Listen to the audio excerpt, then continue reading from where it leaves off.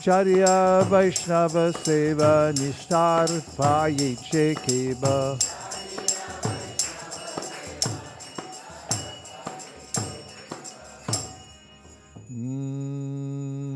Namasheshna Manamapi Shachi Putram Akrasarupam Srirupam Tasyagrajam Urupari Maturim Goshtavatim Radha Kunam Girivadamaho Gadika Madhavasham Kapto Yasya Pratita Kripaya Shri Gurum Tangatosmi He Guru Jnanadadina Bandho Swananda Tata Padanaika Sindho Vrindavanasti Nahita Patara Prasida Radha Pranaya Prachara He Dina Bandho Puranaika Sindho Guru Prasada Mai Mandamude Laksha Parade Pahupapadade Tatpala Padme Sumakishya Krishna Yadyapi Amar Guru Chaitanya Radas Tatapi Janiyami Tahara Prakash Guru Krishna Rupaya Shastra Ratamane Guru Rupe Krishna Kripa Karena Bhakta Gane Shiksha Guru Keta Jani Krishna Rasarupa Antayami Bhakta Shrestha He Duri Rupa Daivo Payantya Pachitim Kavayasta Vesha Ramayushapi Kridam Ridam Udasmaranta Yotar Bahista Vigritam Ashubam Bajunvan Acharya Chaitya Bhapusha Swagatim Yanaki. Without serving the representative of Krishna, nobody can approach Krishna.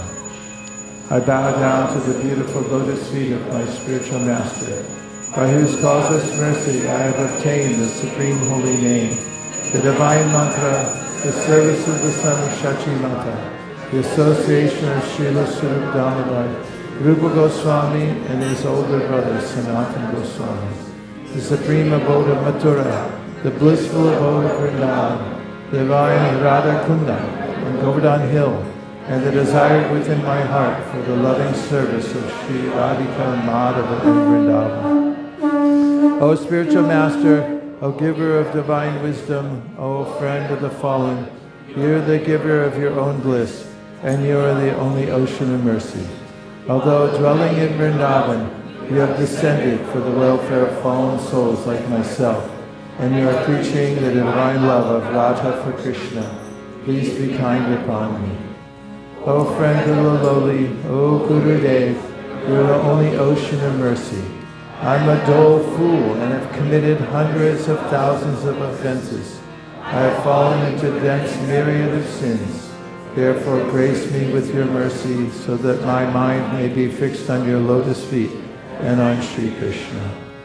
Although I know that my spiritual master is a servitor of Sri Chaitanya, I know him also as a plenary manifestation of the Lord.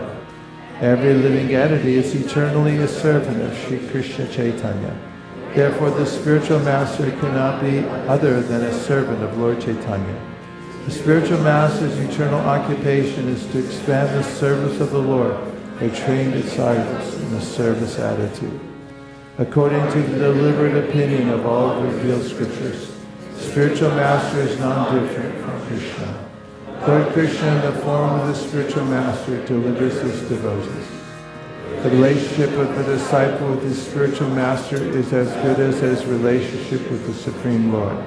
Spiritual masters always represent themselves as the humblest servitors of the personality of Godhead. But the disciple must look upon the spiritual master as the manifested representation of Godhead. One should know the instructing spiritual master to be the personality of Krishna. Lord Krishna manifests himself as the Supersoul and as the greatest devotee of the Lord. The initiating spiritual master is a personal manifestation of Srila Madan Mohan Vigraha, whereas the instructing spiritual master is a personal representative of Srila Govinda Dev Vigraha. O my Lord, transcendental poets and experts in spiritual science could not fully express their indebtedness to you. even if they are endowed with the prolonged lifetime of Brahma. For you appear in two features, externally as the Acharya, and internally as a supersoul, to deliver the embodied living beings by directing him how to come to you. The lotus feet of our spiritual master are the only way by which we can attain pure devotional service. I bow to his lotus feet with great awe and reverence. By his grace one can cross the ocean of material suffering and attain the mercy of Krishna. Our only wish to have our consciousness purified by the words emanating from his lotus mouth. Attachment to his lotus feet is a perfection that fulfills all desires. He opens our darkened eyes and fills our hearts with transcendental knowledge. He is our Lord birth after birth. From him ecstatic prema emanates, by him ignorance is destroyed. The Vedic scriptures sing of his character. Our spiritual master is the ocean of mercy, the friend of the poor, and the Lord and master of the devotees. O Master, be merciful unto us. Give us shade of your lotus feet, the fame spread all over the three worlds. We take shelter of your lotus feet. Shri Guru Charana Padma Kevalabha Gati Sadma.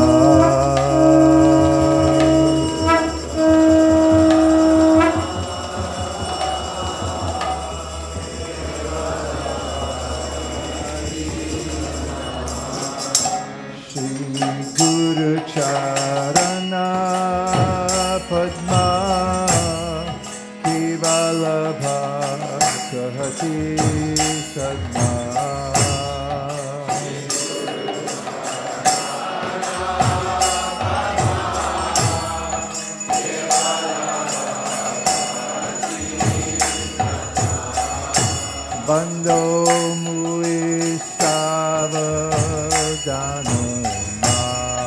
mate.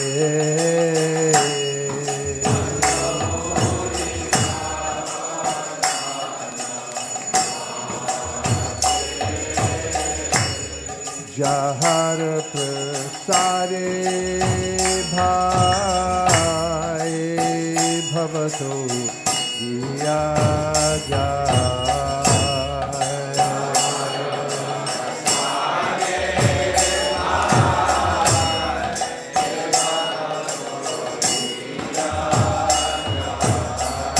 Krishna prapti hoy jaha hoy te.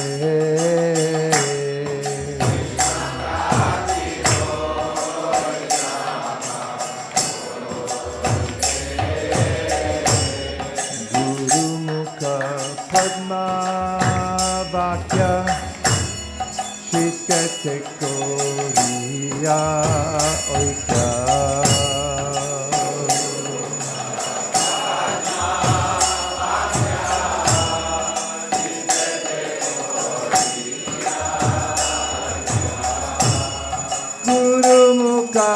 Padma Vakya Kete Koriya Aikya.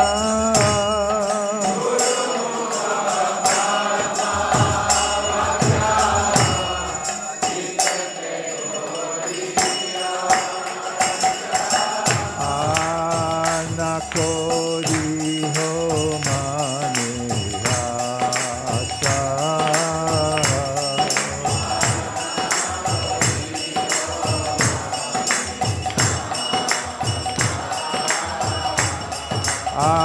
Anakori ho mane asa.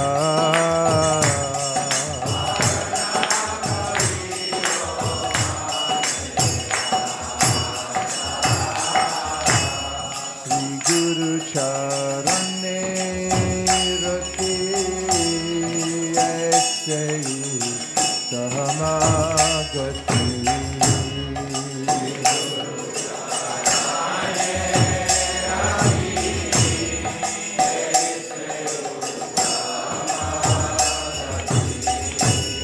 Shri Guru Charane Rati Aise Uttama Bhati.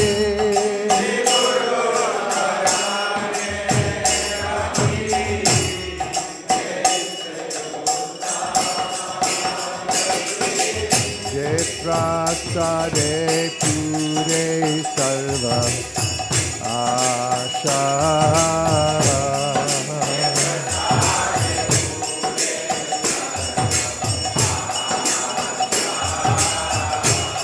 Jai Prasare Pure Sarva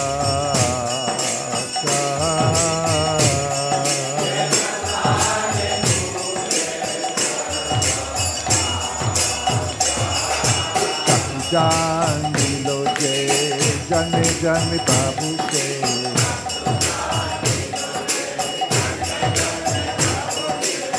Dida jani re prokashito.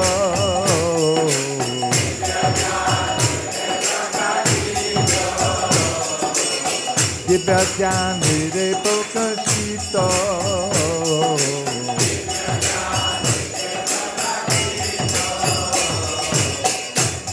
Prema bhakti daha hoite abhijami dasa jate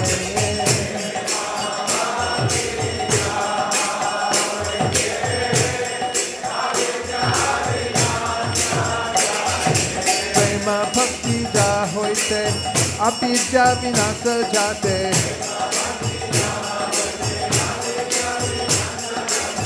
Vede jai jahara jarito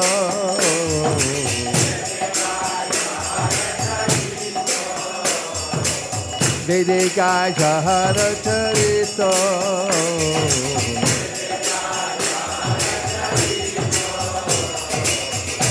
Sri Guru Karuna Sindhu Adama Janara Bandhu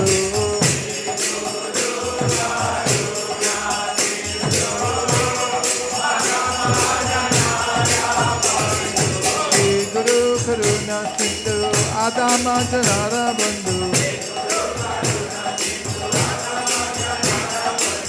Lokana Kokera Divana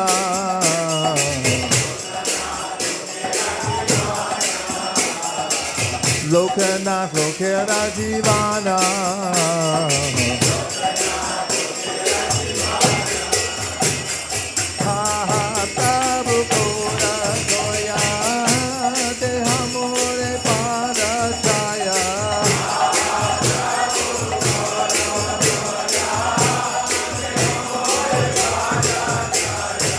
Prabhu Kora Doya Dehamure Pada Chaya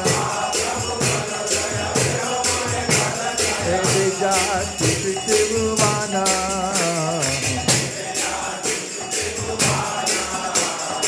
Evija Shri Bhuvana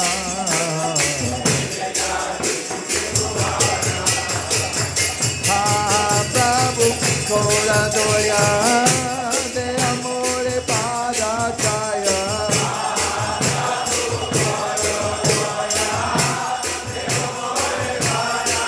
Jaya Prabhupada, Prabhupada, Prabhupada, Jaya Prabhupada.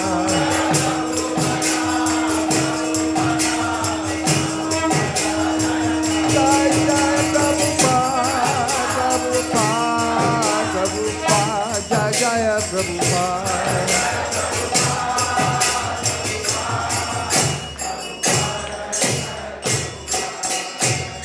Namah Om Vishnupadaya Krishna Preshaya Bhutale Srimate Bhaktivedanta Swami Nityanamine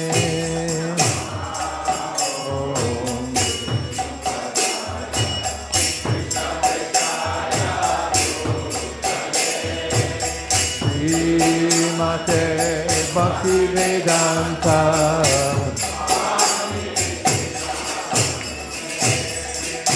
Namaste Saraswate Deve Gauravani Pracharine Nivishesha Sundarbari Pashatyari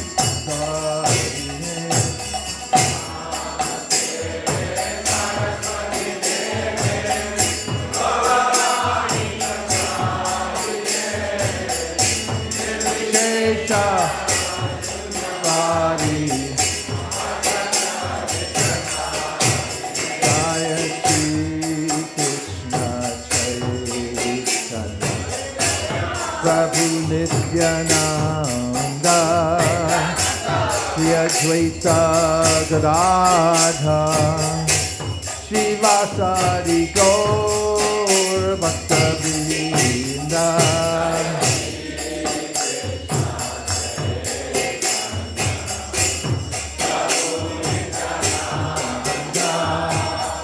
Shri Advaita Gadadhar Srivasadi Gaur Jai Shri Krishna Chaitanya Prabhu Nityananda Shri Advaita Gadadhar Srivasadi Gaur Bhaktavrinda Krishna Chaitanya Panchatattva Gadadhar Srivasadi Gaur Jai Shri Krishna Chaitanya Prabhu Nityananda Shri Advaita Gadadhar Srivasadi Gaur Bhaktavrinda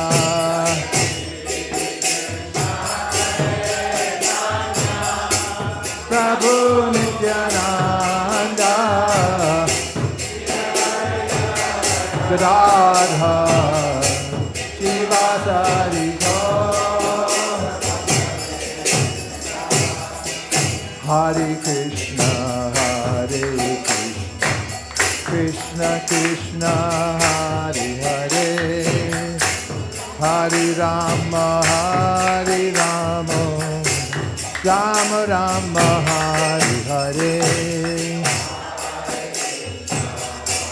Hare Krishna Krishna Krishna Hare Hare Hare Krishna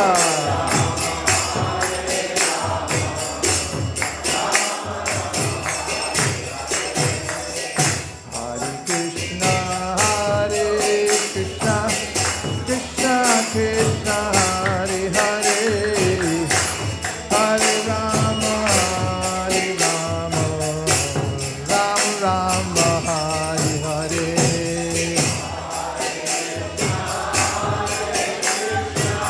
Krishna Hare Rama Hare Rama Hare Krishna Krishna Krishna Hare Hare Hare Rama Hare Rama Rama Rama Hare Hare Hare Krishna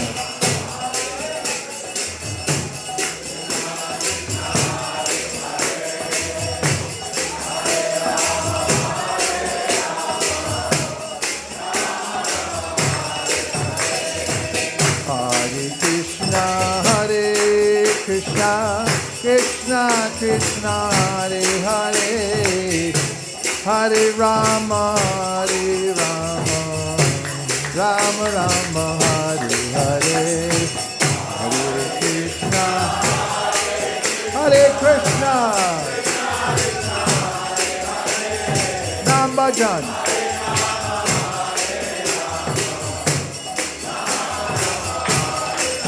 Hare Haraya Namah Krishna Yadavaya Namah Yadavaya Madhavaya Keshavaya Namah Gopal Govinda Ram Sima Vishnudan Giridhari Gopinath Madan Mohan Chaitanya Nityananda Shri Advaita Sita Hari Guru Vaishnava Bhagavata Gita Shri Rupanathan Bhakta Raghunath Shiva Gopal Bhatta Das Raghunath. Jai Gosai Hari Bhadranath Mandan. Jaha Hote Vignanash Abhishta Puran. Jai Gosai Jar Muitar Das. Tansabara Pararinu Mora Panchagram. Tandara Charana Devi Bhakta Stanibar. Janame Janame Hoye Avilan. Jai Gosai Jabe Bajak Hoilabar. Radha Krishna Nitya Lila Koila Prakash. Shri Radha Krishna Nitya Lila Koila Prakash. Get ready! Bolo Anande Bolo Hare Bhaja Vrindavan. Bolo Anande Bolo Hare Bhaja Vrindavan. Bolo Anande Bolo Hare Bhaja Vrindavan. Bolo Anande Bolo Hare Bhaja Vrindavan. Sri Guru Vaishnava Parinajamiyamai. Sri Guru Vaishnava Pad Bhatma Kori Ash. Hari Nam Sankirtan Kohe Narottamo Das. Hari Nam Sankirtan Kohe Narottamo Das. Hare Krishna, Krishna Krishna, Hare Hare, Hare Rama, Rama Rama, Hare Hare.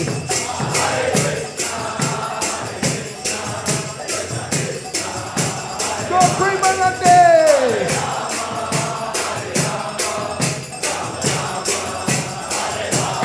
Hare Krishna,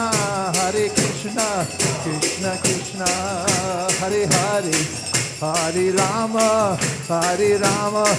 Rama Rama, Hare Hare.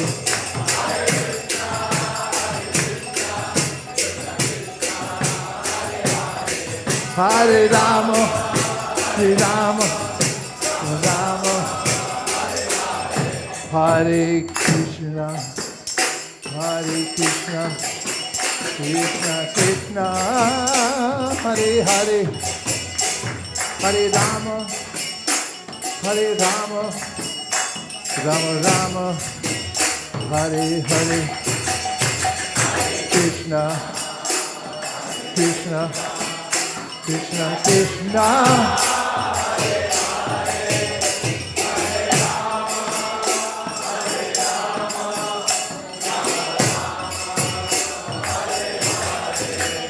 Hare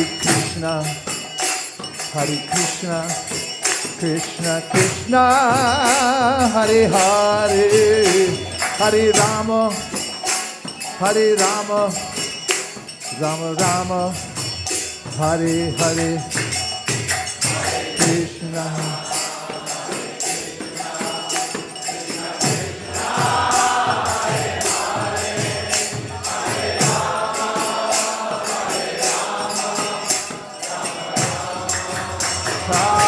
Krishna, Krishna Krishna, Hare Hare, Hare Rama, Rama Rama, Hare Hare.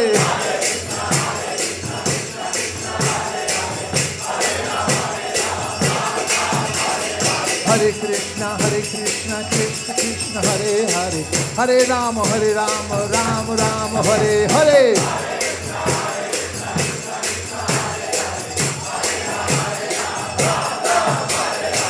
Hare Krishna, Krishna Krishna, Hare Hare, Hare Rama, Rama Rama, Hare Hare. Krishna, Krishna Hare Rama.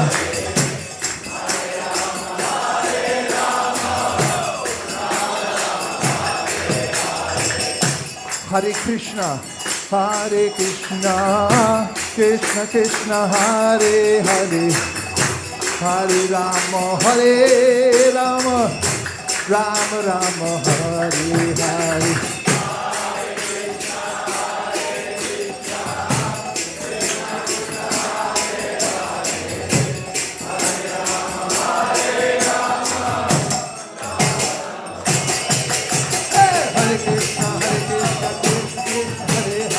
Hare Rama, Rama Rama, Hare Hare.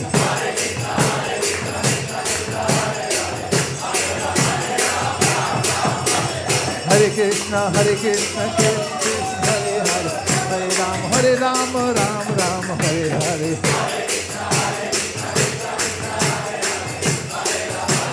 Nitai Gaur, Hari Bol, Hari Bol, Hari Bol, Nitai Gaur, Hari Bol.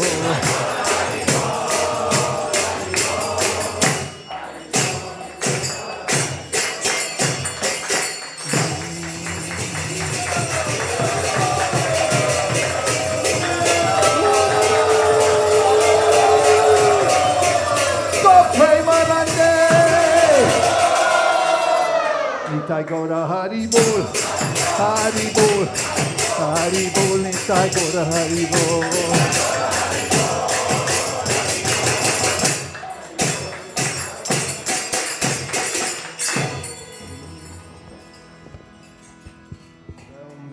Paramahamsa Parivarshkacharya Stottar Shatashi Shrimad Abhay Charana Ravinda Bhakti Vedanta Swami Srila Prabhupada Ki Jai Om Vishnupad Paramahamsa Parivarshkacharya Stottar Shatashi Srila Bhakti Siddhanta Saraswati Thakur Goswami Maharaj Ki Namacharya Srila Haridas Thakur Ki Prem se kaho Shri Krishna Chaitanya Prabhu Nityananda Shri Advaita Gadadhar Shivasadi Gaura Bhakta Vrinda Ki Shri Shri Radha Krishna Gop Gopinath Sham Kunda Radha Kunda Giri Govardhan Ki Shri Vrindavan Dham Ki, Shri Mayapur Navadvip Dham Ki, Purushottam Kshetra Jagannath Puri Dham Ki, Tulsi Devi Bhakti Devi Ki, Yamuna Devi Ganga Devi Ki, Samaveda Gaura Bhakta Vrinda Ki, all glories to the assembled devotees, all glories to the assembled devotees, all glories to the assembled devotees, all glories to Shri Shri Guru and Gauranga, Nitai Gaur Premanande.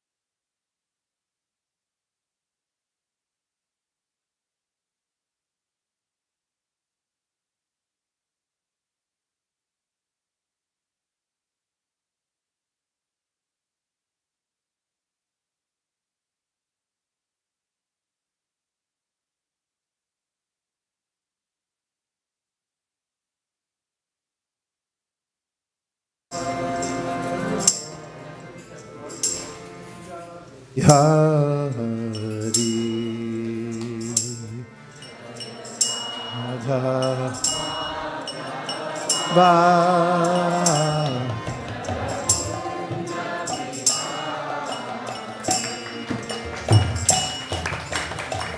Gopi Jana Vallabha Jaya Giri Vardhari.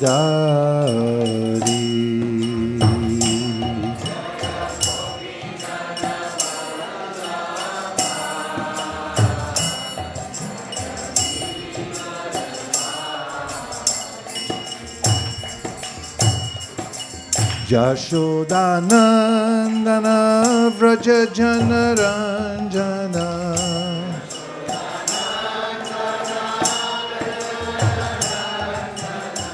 Jashodanandana Vraja Janaranjana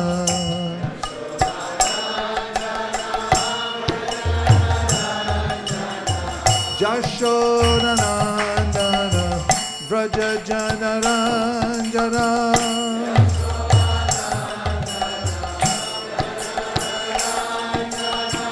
Jashodanandana Vraja Janaranjana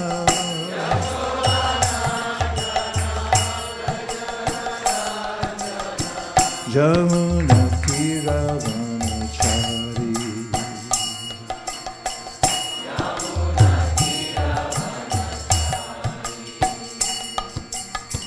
Jamuna Tiravanachari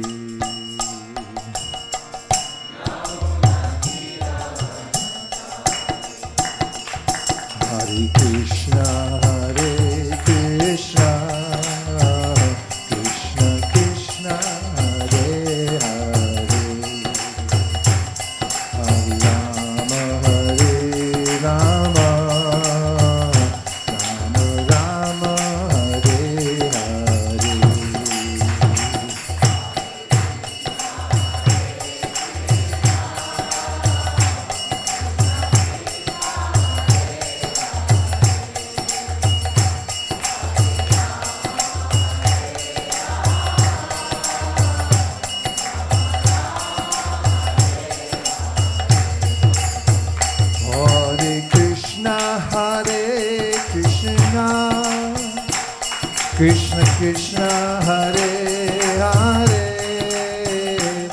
Hare Rama Hare Rama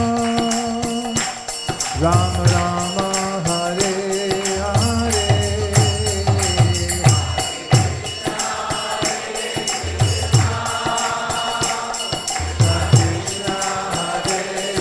Hare Krishna Hare Krishna Krishna Krishna Hare Hare Hare Rama Hare Rama Rama Rama Hare Hare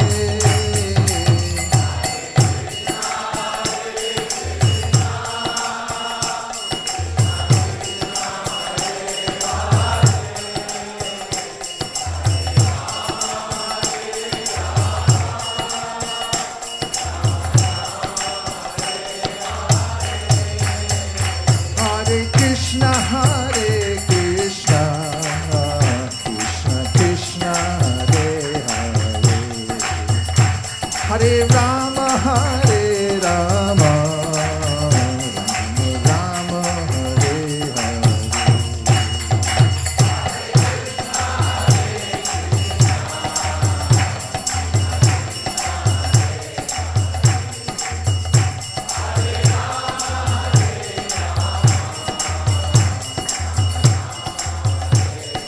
Hare Krishna Hare Krishna Krishna Krishna Hare Hare Hare Rama Hare Rama Rama Rama Hare Hare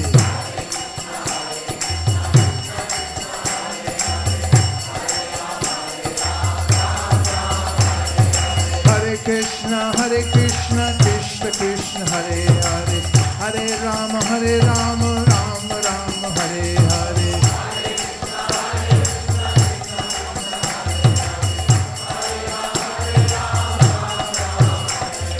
Hare Hare Krishna Krishna Krishna Hare Hare Hare Rama Rama Rama Hare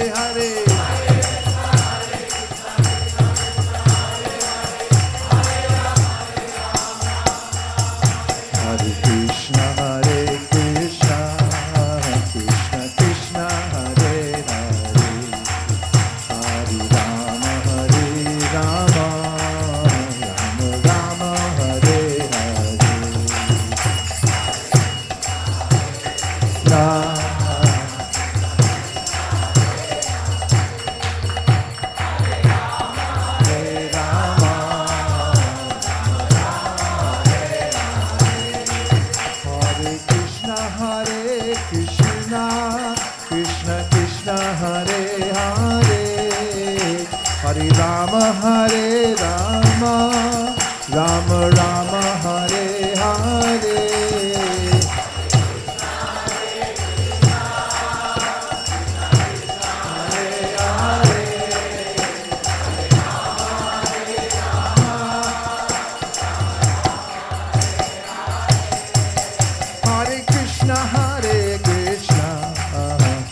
Krishna Hare Hare, Hare Rama Hare Rama, Rama Rama Hare Hare.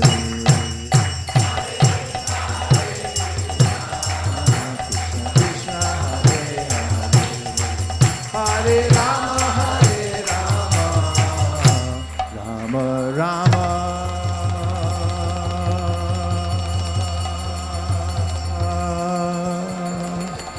Hare Hare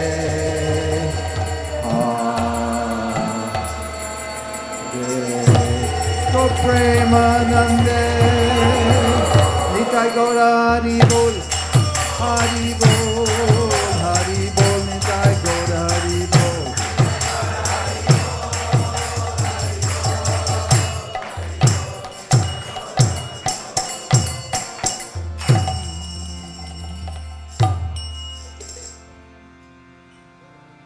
Om Namo Bhagavate Vasudevaya.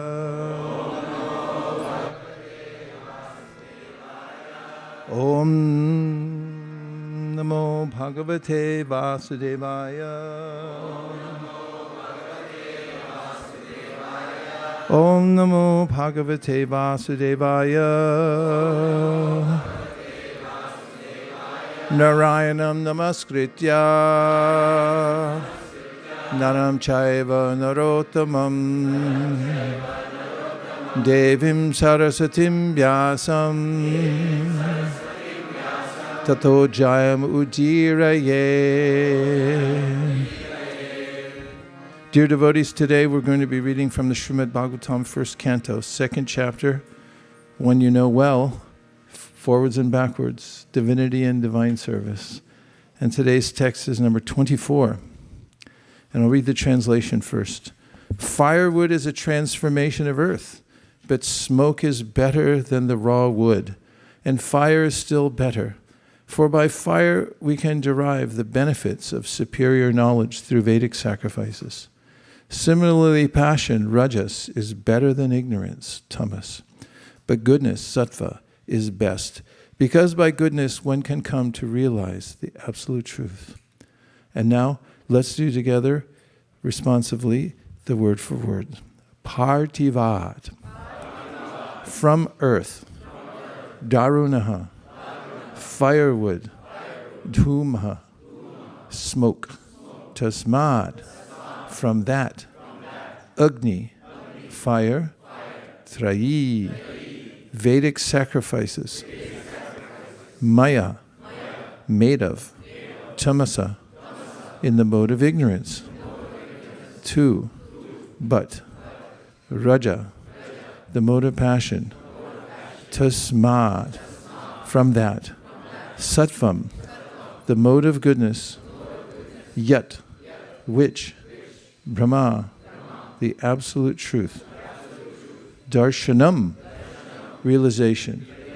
Can now turn the screen off. And now, please do the verse. Whoever can. No, just one at a time. Boldly and individually. Go. You started, you go. Huh? No phones. Partivadarano dumast. Tasmad Agnistri Mayaha. Tamasastu rajastasmad. Tamasastu rajastasmad. Sattvam yad brahmadarshanam. Sattvam yad brahmadarshanam. Akor.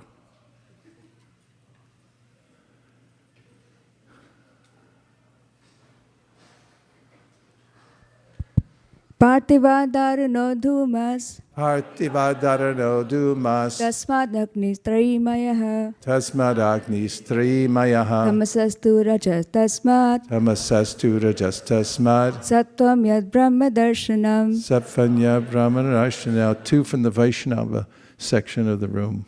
Go ahead.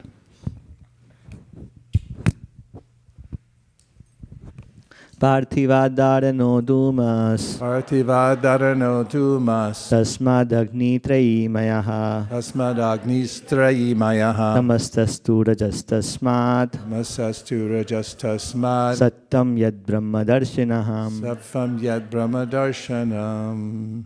Parthivadarano dhumas Parthivadarano dumas Tasmadagnistriimaya Tasmadagnistrimayaha Tamasastu rajas tasmad Tamasastu Rajas Tasmad Sattvam yad brahma darshanam. Sattvam Yad Brahma Darshanam.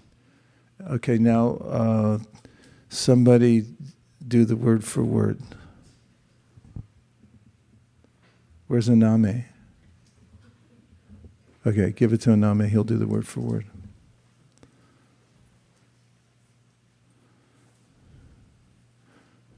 No phone. Thank you. Okay, Parthivadarano dhumas. Also, really quickly, I just noticed something in the word to word that was kind of cool.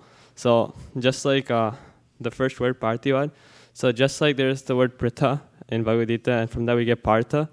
So, I just realized that Parthivad also, because it's from the earth, so that comes from Prithvi, which is another word for the earth. So, that was something cool.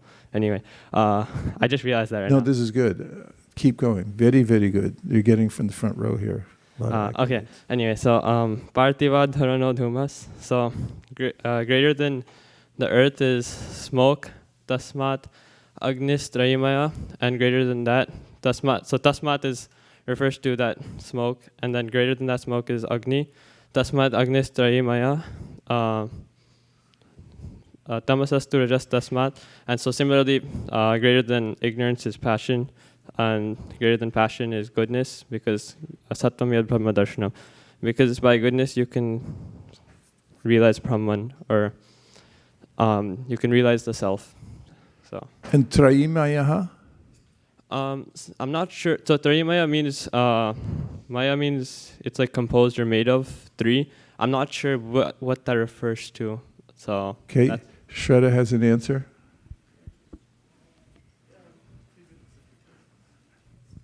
So Trey is referring to the three Vedas, and so three Vedic sacrifices mentioned in the three Vedas. Because you can perform Vedic sacrifice with fire and thus derive the ultimate benefit of life, right? Okay, very nice. Very good. From now on, no more phones and no more screen. You got to study at home. Okay? Say yes. No more phones. For the rest of the day, no scrolling.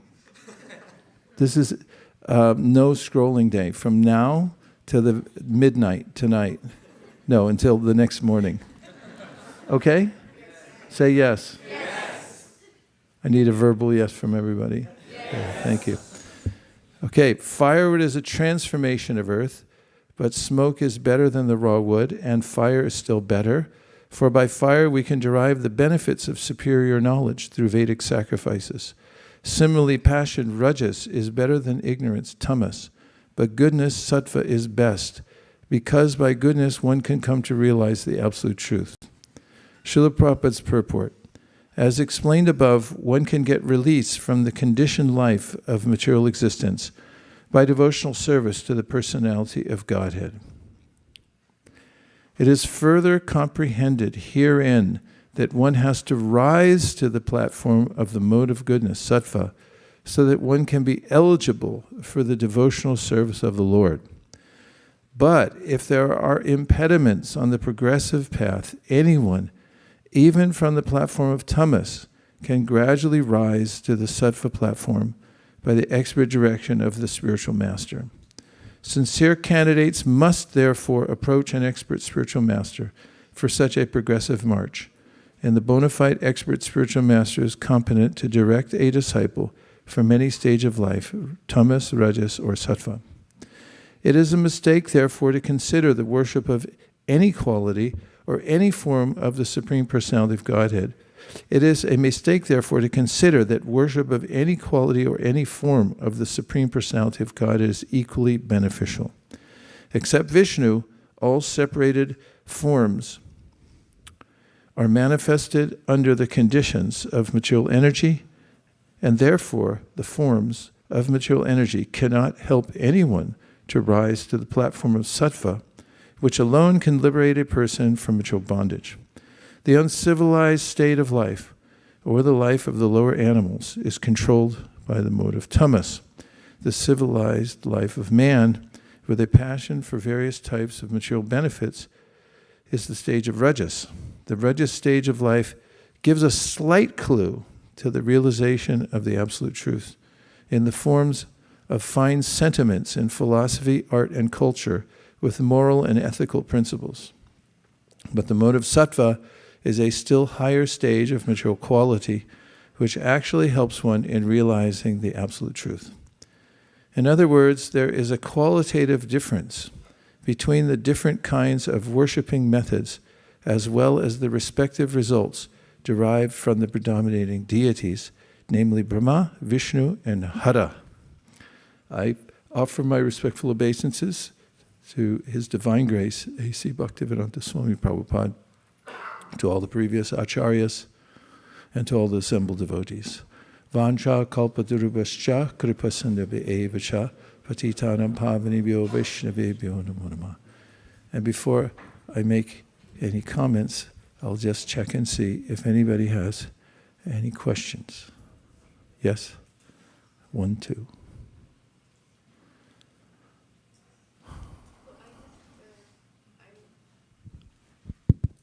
I'm not very clear on this sentence which said that Rajas gives a slight clue of the realization of the absolute truth. To I think I don't remember the whole sentence, but I'll read it for you. The civilized life of man with a passion for various types of material benefits is the stage of Rajas. The Rajas stage of life gives a slight clue to the realization of the absolute truth in the forms of fine sentiments in philosophy, art, and culture with moral and ethical principles. But the mode of sattva is still a higher stage of material quality. so I was not very clear how Rajas is giving clues to the realization of absolute truth. Well, the key words here are in the forms of sentiments in philosophy, art, and culture, and moral and ethical principles. So we could think of moral principles. They are metaphysical in nature because as a moral principle, you think of justice. Justice is not dravya. It's not something grossly material. In fact, one may ask, what is justice anyway, and how might one measure it? It's beyond the gross material senses in that it is virtue for its own sake. It's the idea of morality. And where do we get that sense from? Is it from bestiality? Is it from animality? Animals don't necessarily have a code of ethics or morals. They don't have courts systems set up, except for maybe dogs, I don't know. I've seen them. They kind of hold court when they're in packs. The human beings also have a sense of aesthetics, beauty, sentiment for the fineries of art and music and so forth. Of course, there are various gradations in all of it, in all sections. Nonetheless, the idea that there's something sublime comes up within this framework that Prabhupada's talking about in the form of human sentiments for art. It means something to people to open a museum or a library. This is touching the sense of sattva, that there's something beyond just the mundane. And therefore, it's a hint, because when you then look at the library, which I do sometimes, walk through the aisles and look at all the books, you'll find that 99.9% or maybe 108% relates to material topics. It doesn't transcend. And what to speak of even those topics which are about self-realization, naishkarmyam apyachuta bhava varjitam nashobhate jnanam alam niranjanam. They don't quite break the barrier. But the hint is there, that this is the inclination of the human spirit to go beyond. Prabhupada was invited to the conference in Japan, circa 19, I don't remember which year, 60-something. It was cultivation of the human spirit. And this is the idea. In various places, people will hold these types of programs. Prabhupada wanted to go there and say, okay, that's good, but here's better. Yeah. Brajaras Bhavana, did you have your hand up? Okay.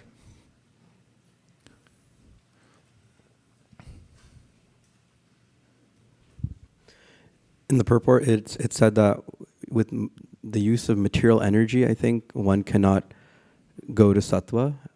And I was wondering that I see in the world that there are many people that may be atheists or are not really in touch with any kind of spirituality, but they do cultivate good values and seem to be living a life of goodness. How can we reconcile the two? In that, think of the verse, yes, yasti bhaktir bhagavati akinchana sarva gunas tatra samasate sura harava bhakta sukuto mahadguna manoratena asiti davato bihi. This verse from the 5th canto, 5:18-12, says that there's a way in which those who don't have firm footing in the process of devotional service, transcendental service, they will be on a moving vehicle, manoratenasati. And so it's a metaphor for the mind that's always moving. Krishna mentions in the Bhagavad Gita that the modes, this 14th chapter of the Gita, are always battling for supremacy. If you're working on a chemical experiment, I don't know the terminology for it, but there's a way in which certain substances are at odds with one another.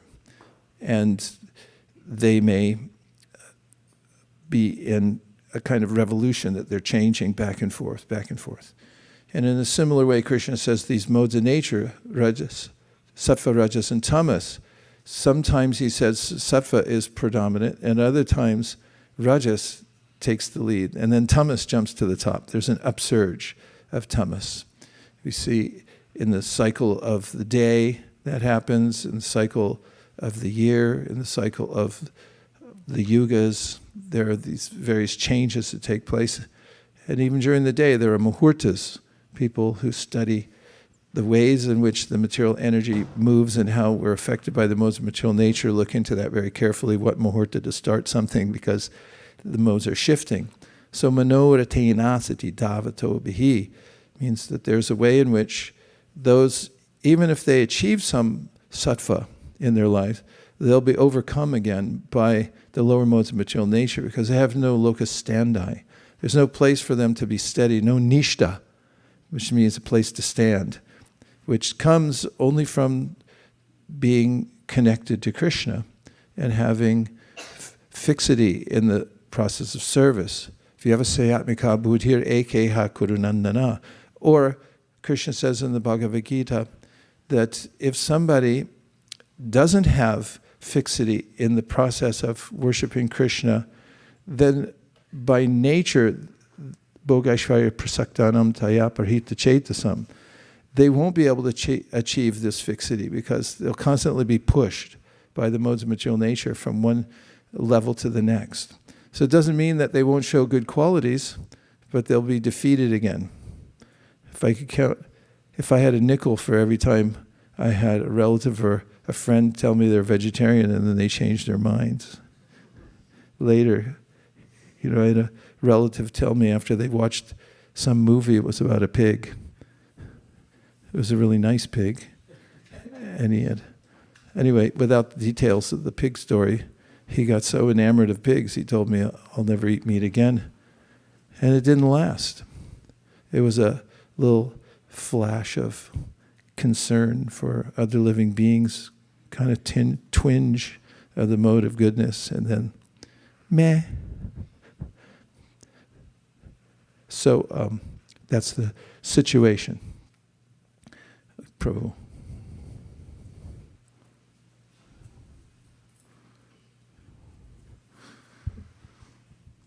Hare Krishna Maharaj. Very beautiful verse with that beautiful analogy. It's always very striking when Bhagavata mentions. One question from the purport, Maharaj. There it is mentioned, one has to rise to the platform of mode of goodness so that one can be eligible for devotional service of the Lord. We hear statements of this type, that Brahmabhuta Prasannatma, only on the platform of Brahmabhuta can we actually begin devotional service. We also hear in the third canto, Bhakti in the three modes. Prabhupada also mentions there are two types of pure devotees, one who is attained pure devotion and one who is trying for pure devotion. How do we reconcile these statements, Maharaj? That Bhakti begins only after we attain Brahmabhuta stage. At the same time, those in the modes also are performing Bhakti, and eventually, is it once in a while when we're in Sattva-gun we flash like that? Devotional service is not affected by the modes of material nature, but this verse gives an analogy that we can relate to, that when we're properly prepared, then it can conflagrate. It comes as a small spark, but if a spark, Prabhupada says, lands on bare ground, it won't start a fire. But if it lands on dry grass, then it'll burn. So Krishna says in the Gita, Yesham tvantakatam papam jananam punyakarmanam te dvandva mohanir mukta bhajantimam dridavrta. When one is solidly situated in the mode of goodness, then when the spark of bhakti touches one, you'll notice that they immediately become activated in the process, and they can come to that level very quickly. All forms of bhakti are permanent. We find that they're never lost, even in the cases where they land in somebody who is not yet prepared to take to bhakti. But when they do prepare themselves after they've received that, then progressively they'll be able to increase the level of bhakti that they practice. Therefore, it's mentioned by Kapila Dev, the levels of preparedness, the bhakti's there, but it gets expressed through the mode of ignorance, through the mode of passion, through the mode of goodness. And then when it's transcendental, it breaks free and has its own symptoms. Avyavahita. Yeah, it's mentioned in that verse that if one even one time hears, then it becomes attracted. So that's the case when somebody's purified. And it is an aspect of devotional service that Krishna recommends himself. That is, that we should cultivate the mode of goodness very deliberately in all that we do. He names in the 11th canto 10 ways in which, as samples, that we should interact with the world in sattva. He mentions things like the water we drink. It should be pure. So don't drink Coca-Cola. And don't drink Gatorade. I'm going to make a long list here. Stand by. Don't drink Scotch whiskey. You'll die behind the wheel. So these are all contaminated forms of water, Krishna says, when he's telling Uddhava. He says there's pure water, rasomamsakonteya, there's contaminated water. So all these other waters, they are sort of representative of our pure state. But when they get mixed with something else, then they become contaminated. So he said, even in our interactions in the world, we should be careful to drink pure water. Then he talks about association. There's levels of association in the mode of ignorance, passion, goodness, and then, of course, through sadhu sangha. So he said one should cultivate goodness in drinking and eating in the place you live. Don't live in a pigsty. And also be very clean, everything you do. These are Krishna's admonitions, and he devotes a section of his teachings to Uddhava to describe the ways in which one can cultivate sattva. So it's necessary. And mad bhaktim labhate param means then you come into bhakti proper at that point. When you're able to mam chaya vyavicharina bhakti yogena sevate sagunan samvatityaitan brahma bhuya kalpase, then mad bhaktim labhate param. Then you can freely give yourself to bhakti, no restraints. In fact, in the Madhurya Kadambini, we find there are various levels. Adao, Shraddha, Tata, Sadasangata, Bhajana, Kriya, Tato, Nartan, Nivriti, Satato, Nishta, Ruchi, Stata, etc. And as he unfolds the levels before our eyes in the book Madhurya Kadambini, he mentions how one may be restricted in full-blown bhakti because of some contamination that's still there. So it's a progressive path of purification that one must undergo. And in an abbreviated way, it's mentioned as Nashta Prayusha Bhadrishu, etc. Because Nashta Prayusha Bhadrishu means that you're getting there. Nashta Prayushu Bhadrishu, it's almost gone. You can notice that some of it's gone. Nashta Prayushu Bhadrishu Nityam Bhagavata Seva Bhagavat Yutama Shloke Bhaktir Bhavati Naishki, then Tada Rajas Tamo Bhava Kama Lobhadayashe Cheta Eter Anavidam Stitam means situated, Sattve. Now this is interesting because our acharyas say, it's in the commentary, the Bhakti Rasamrita Sindhu, this Sattve is not the mode of goodness in the material world. It's Shuddha Sattva. Shuddha Sattva Visheshatma. What is it? Prema Suryatma Samyabhag. There's a way in which when you break through past the material sattva into Shuddha Sattva, there's a ray of prema that comes down, or is already there, that it's coming from the internal energy and it touches the heart, melts the heart, mrishingya, the heart becomes soft, and then one's able to experience bhava. But even in those states, then one has to progress further.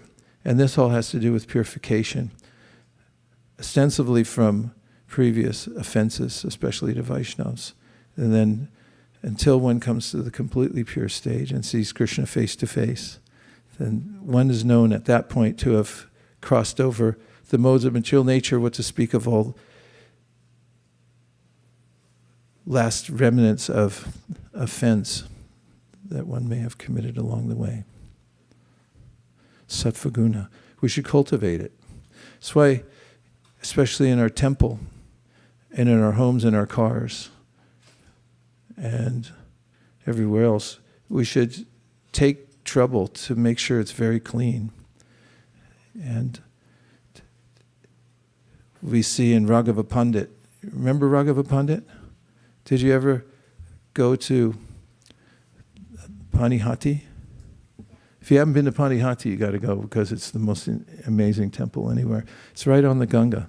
Anyway, the story of Raghava Pandit's there in the Chaitanya Charitamrita that he went out of his way to make sure he got first-class ingredients to offer to his deities. And he would go 5, 6, 7 villages away to make sure he got the best mangoes. And they were very expensive, and it was great trouble to do it, to offer to his deities. And one day he saw his servant handling the mangoes that he had brought back, and the servant had put his hand on the door jamb above the door, and then he touched the mangoes. And Raghava Pandit was so disgusted, he took the whole batch and threw them over the wall and said, now they're useless. And Prabhupada quotes Srila Bhaktisiddhanta saying, this is not some kind of germophobia. This is a sensitivity to the purification in the heart where we're constantly cultivating the cleanliness, the clarity of sattva so that we can offer Krishna the best of the best with clarity and not do it in a sloppy way. So we're given this opportunity to live in an environment where we're worshiping Krishna. That's why in the Panchratrik Vidya you have to get training. You have to be a Brahmin before you go on the altar with your boots on. mentally or that's your attitude. You have to be very refined. And, when you go there, you have to say mantra to purify yourself. You have to touch water. And then you have to have the proper mentality that I'm only here on behalf of my spiritual master. I somehow or other, by good fortune, I'm allowed to come here and offer. These are all the subtleties of purification that have to take place in order to offer bhakti proper, or offer bhakti, or properly offer Krishna from our heart. Whatever dravya we give, it should be done with bhakti. And if we're impure, then it's not so nice. Was there any other question? Yes. Sadhu. The new sadhu.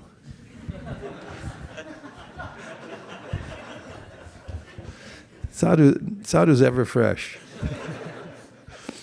Hare Krishna Maharaj. Hare Krishna. You were talking about Shuddha Sattva, and there's a verse that we learned in New York, Sattvam Vishuddham Vasudeva Shabditam Yadiyate Tatra Puman Pavrita, which talks about basically, I offer obeisance to the Lord in pure Krishna consciousness, and Krishna consciousness, pure consciousness that removes the covering from the Lord. So, to what extent does goodness, the mode of goodness, to what extent does it reveal the Lord, and to what extent can we, perform pure devotional service in the mode of goodness compared to Shuddha Sattva?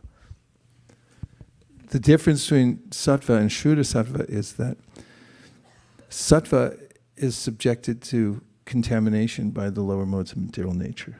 So again, it's a chemistry experiment. There's complete isolation in Shuddha Sattva where there's no opportunity for Rajas and Tamas. It's beyond that. And that, as we just talked about, Tada Rajas Tamo Bhava Kama Lobhadeshe Cheta Eter, the heart, Cheta in the consciousness, Cheta Eter Navidam Stitam Sattve Prasidati. There is a platform that one reaches where one is no longer assailed by the lower modes of material nature. And that's what that means. So, Sattvam Vishuddham Vasudeva Shabditam Yad Iyate Tatra Puman. Apavrita means uncovered. From that position, then Krishna is visible, because the heart is a mirror, and we don't see perfectly through the mirror when it's contaminated by the lower modes of nature. But Cheto Darpana Marjanam, when it becomes purified, then we naturally not only see ourselves, but we also see Krishna, the source of ourself, quite naturally. That's what Shiva is saying in that verse, that once you reach that platform, then you're able to see Krishna clearly. And to what degree, you said, do we see Krishna? Well, to various degrees. As was indicated in this verse, even from Rajagun, there's some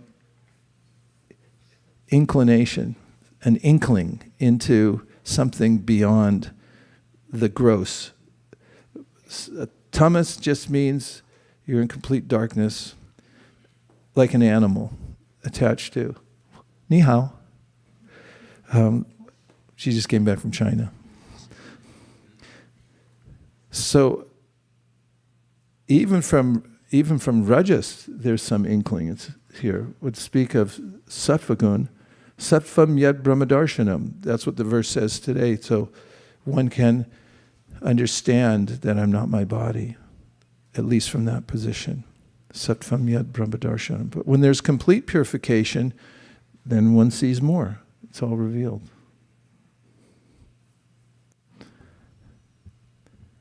Yes?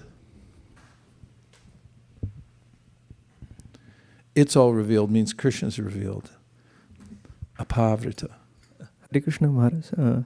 So I have the question regarding the second paragraph of the purport. So it specifies like it is a mistake therefore to consider that worship of any quality or any form of the Supreme Personality of Godhead is equally beneficial.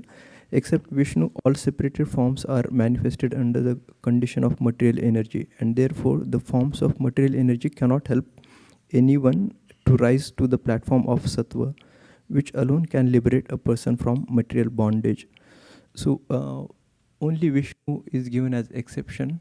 What? Only the Vishnu is given as exception, right? Yeah, for Yes. the worshipping. Yes. So and how the others are connected to the material energy. So can you give some elaborated information? Well, here specifically, we could think of a concept Prabhupada offers throughout his purport. It's called Pancha-upasana. And this means that there are people who don't have proper discrimination or proper guidance in how to achieve the perfection of life, and therefore they, with faulty information, think that worshipping any form can elevate one to the next level, which is nirvishesh. Their goal is something absurd, that I'll come to the point of having no qualities, and furthermore, God, who I am, I'll become aware of the fact, or it's a amorphous concept, so it's really hard to get your head around. Krishna says that in the Gita, 12th chapter, Klesho dikartarastesham avyakta sakta chetasam. If you're trying to think of something that's non-manifested, good luck. It's not going to work out very well. And so people have this misconception that any form will do. But what's being pointed out here at Naimisharanya, everyone wants to hear, where do we place our attention? What's the ultimate object of meditation?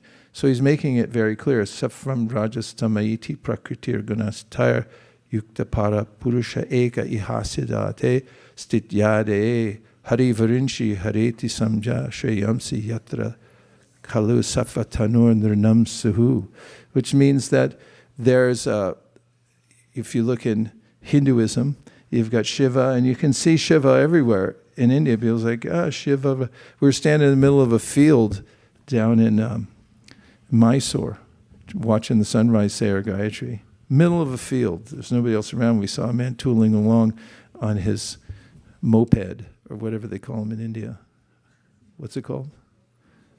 Moped? And he comes up to us, and he looks at us, and he goes, Shiva is number one.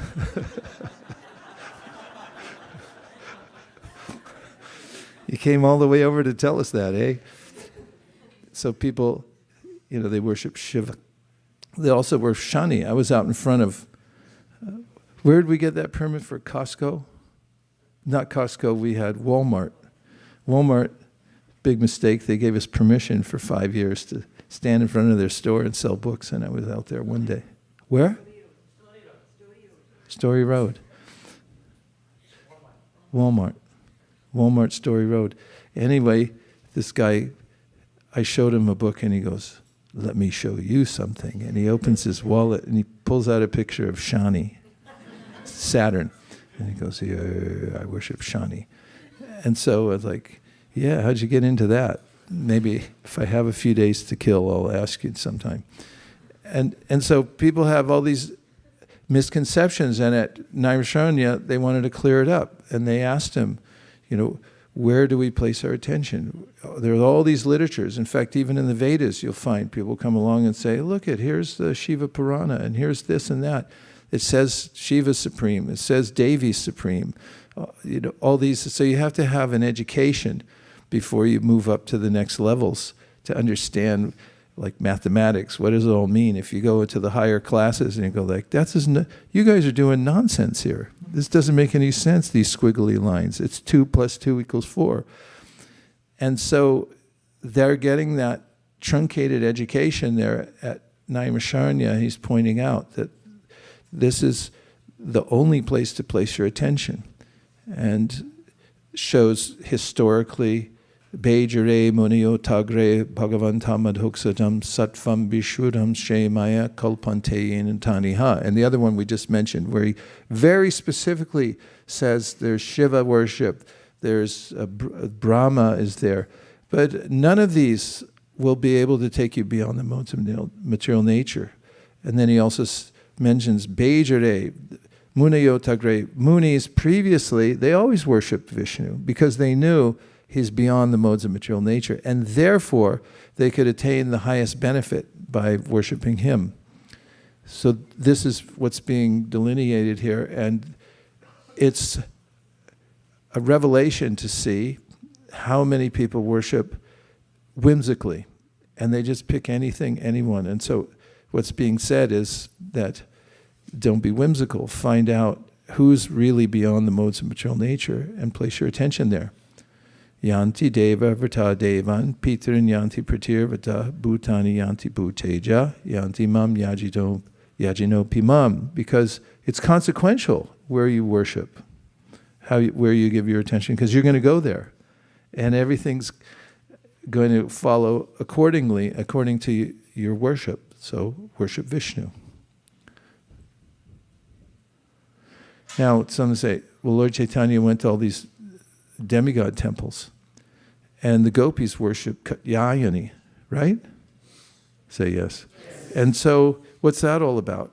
Well, the point is that one should understand their relationship to Krishna.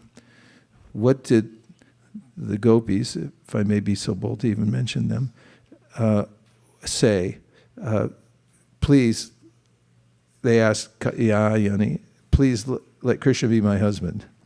And what was Lord Chaitanya appreciating the demigods for, these various temples, is because they're servants of the Supreme Personality of Godhead. If one has that clear conception, for instance, if you arrange your altar at home, and then you put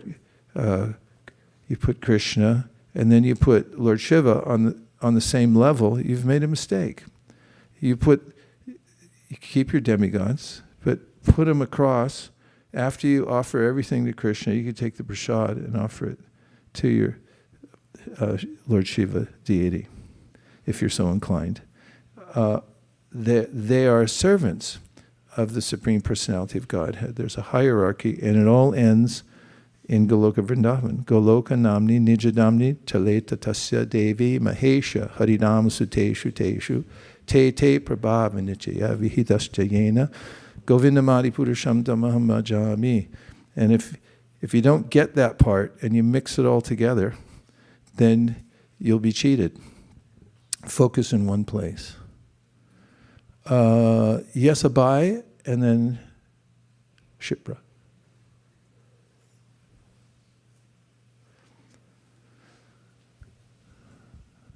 Hare Krishna Maharaj. Hare Krishna. I was wondering about the cultivation aspect, specifically to cultivate yourself to a higher mode of one of the material natures. In Madhurya Kadambini that you're quoting, Vishwanath Chakravarti Thakur references a verse from Bhagavatam, 11th canto. I'm forgetting the verse, but it states that cultivation of knowledge and renunciation are avoided by the devotees because Bhakti Yoga is the primary path. And this is also in like Jnana Karma Adhinavritam, where it's not covered by Jnana or Karma. So I was wondering how the cultivation of progressing on these material modes of nature connects to Bhakti Yoga. Well, say the last sentence again, because I just want to check the premise. The last sentence only. How does cultivating yourself through the modes of material nature connect to Bhakti Yoga? Well, cultivating anything that you see in the world and anything you touch in relationship to Krishna is effective. Based on the principle Krishna brings in the Bhagavad Gita, that whatever you use, Brahmarpanam, Brahmahavir, Brahmagnau, Brahmanohutam, Brahmaiva, Tenagantavyam, Brahma Karma, Samadhina. He says, any dravya, material thing that you use in the service of Krishna becomes spiritualized. Because Janmadya Sayataha, everything comes originally from Krishna. It's also part of his energy. The mistake is, illusion means Ritertam yat pratyeta na pratyeta chatmani tadvid yada manomhayam yatabhaso yatata maha, which means everything comes from Krishna, everything's within Krishna, confirmed in the 11th chapter of the Bhagavad Gita and elsewhere. But if you see something separate, then that's illusion, that's darkness. However, if you understand everything's relationship to Krishna and you use it in his service, then Brahmarpanam Brahmahavir, Brahmagnau Brahmanohutam. He's talking, giving a metaphor about using material things, like you do a homa and you go and you get a coconut. Material or spiritual is a coconut. maybe both. Then, the spoons, they're made out of wood. And then you've got sand, and you've got colors, and you've got flowers and all that. And then you got the people sitting there. Are they material or spiritual? Well, they're marginal. So it means in the verse, and Prabhupada's purport, he said, anything can be reclaimed in its original spiritual nature by using it in service to Krishna. So if somebody's cultivating the mode of goodness and their intention is to increase their business at their health food store, that's a little different than cultivating anything, goodness included, in order to make a preparation for Krishna that is nice and clean. So the application of renunciation, for instance, you may make the argument, jnana, karma, and yanavritam, which is what you're pointing out. We should be free from jnana, karma, all these ideas. In jnana, the idea is renunciation.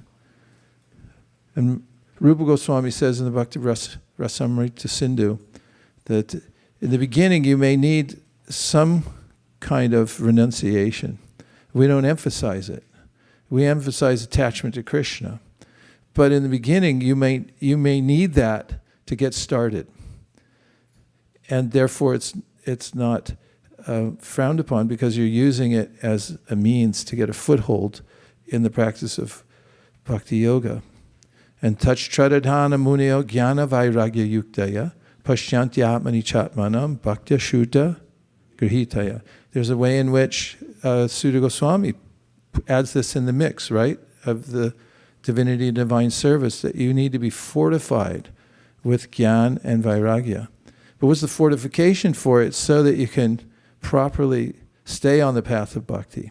So those concomitants that come from practicing bhakti, and obviously we should cultivate them as well, because Krishna wouldn't have taken so much trouble to talk to Uddhava about it in the 11th canto of the Srimad Bhagavatam, about cultivating goodness. He deliberately and purposefully says that we should do that.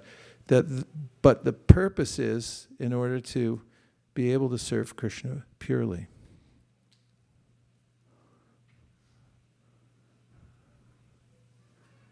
Of course, if you chant the holy name, you'll become purified. Cheto tarpana marjanam, right? But oftentimes people who are in the mode of passion and ignorance, especially affected by those, I notice they have a hard time. Have you ever noticed you sat down to chant Hare Krishna and your mind went somewhere else? Has that ever happened to anybody? It's an effect of the mode of passion. If you look at random images, your mind's going to be addicted to them, and then when you start trying to look at one thing, your mind's going to say, no, thank you.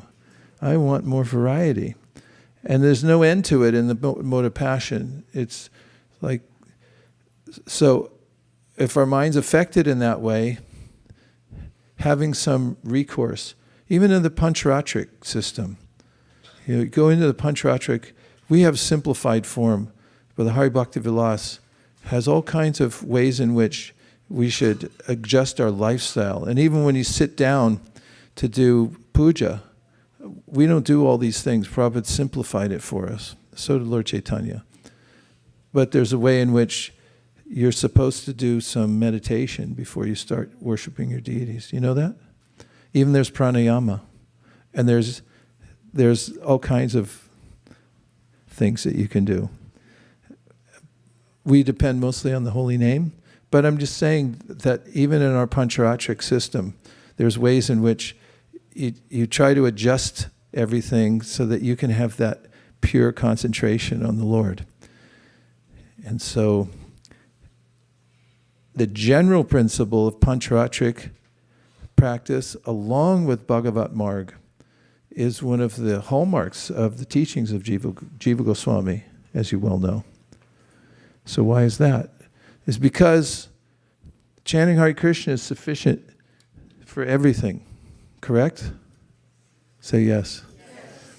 However, can you chant Hare Krishna?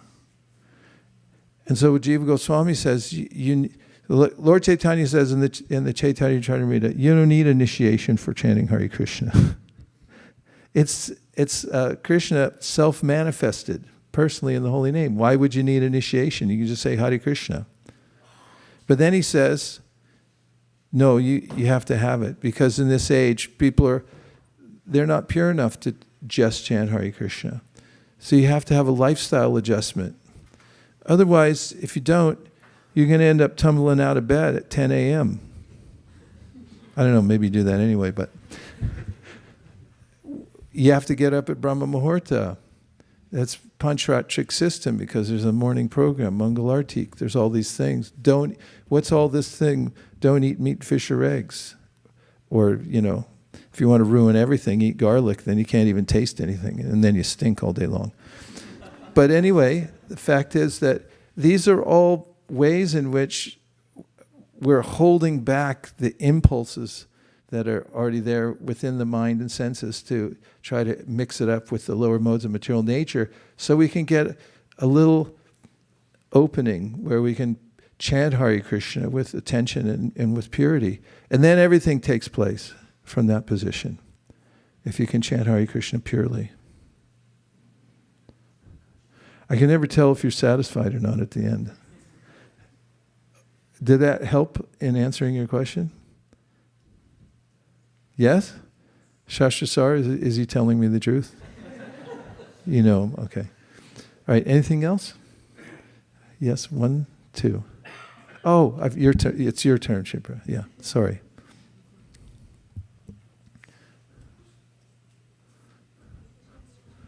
Hare Krishna. So I completely understand that Krishna is above all the lords. That's good. So, but like in our in other verses of Bhagavatam, we say that Krishna doesn't reveal himself, and in order to really. What do you mean he doesn't reveal himself? I'm sorry, I don't know the verse, but there was a gist. Let me just kind of. Okay. So we say that Krishna doesn't reveal himself, but the only way to know Krishna is through his devotees. That's how, your bhakti can grow through association with the devotees, through serving the devotees. And we praise so much about devotees, right? Move that down, yeah. Like Krishna is... Now move it up. Yeah. So, Krishna really... the only way to progress in your bhakti is through the devotees. Right? Because, but at the same time, there is mention about this in Bhagavatam also, that Lord Shiva meditated upon Krishna, so he was a devotee. Or Hanuman is supposed to be a bhakt of Rama, so they are also devotees. But we, on the one hand, our living devotees, we keep them so high up, saying this is Krishna is even more happy when you serve the devotees than when you serve Krishna himself. Right? Yeah. Yes. But when we talk about these really established devotees like Lord Shiva or Lord Hanuman, who are also mentioned in Shastra for their devotion towards Krishna and Rama, we kind of take I don't know, it appears to be like a negative stand, but I don't know. And it kind of confused me. I understood everything up till negative stand. Who takes a negative stand? I don't know. We say that it's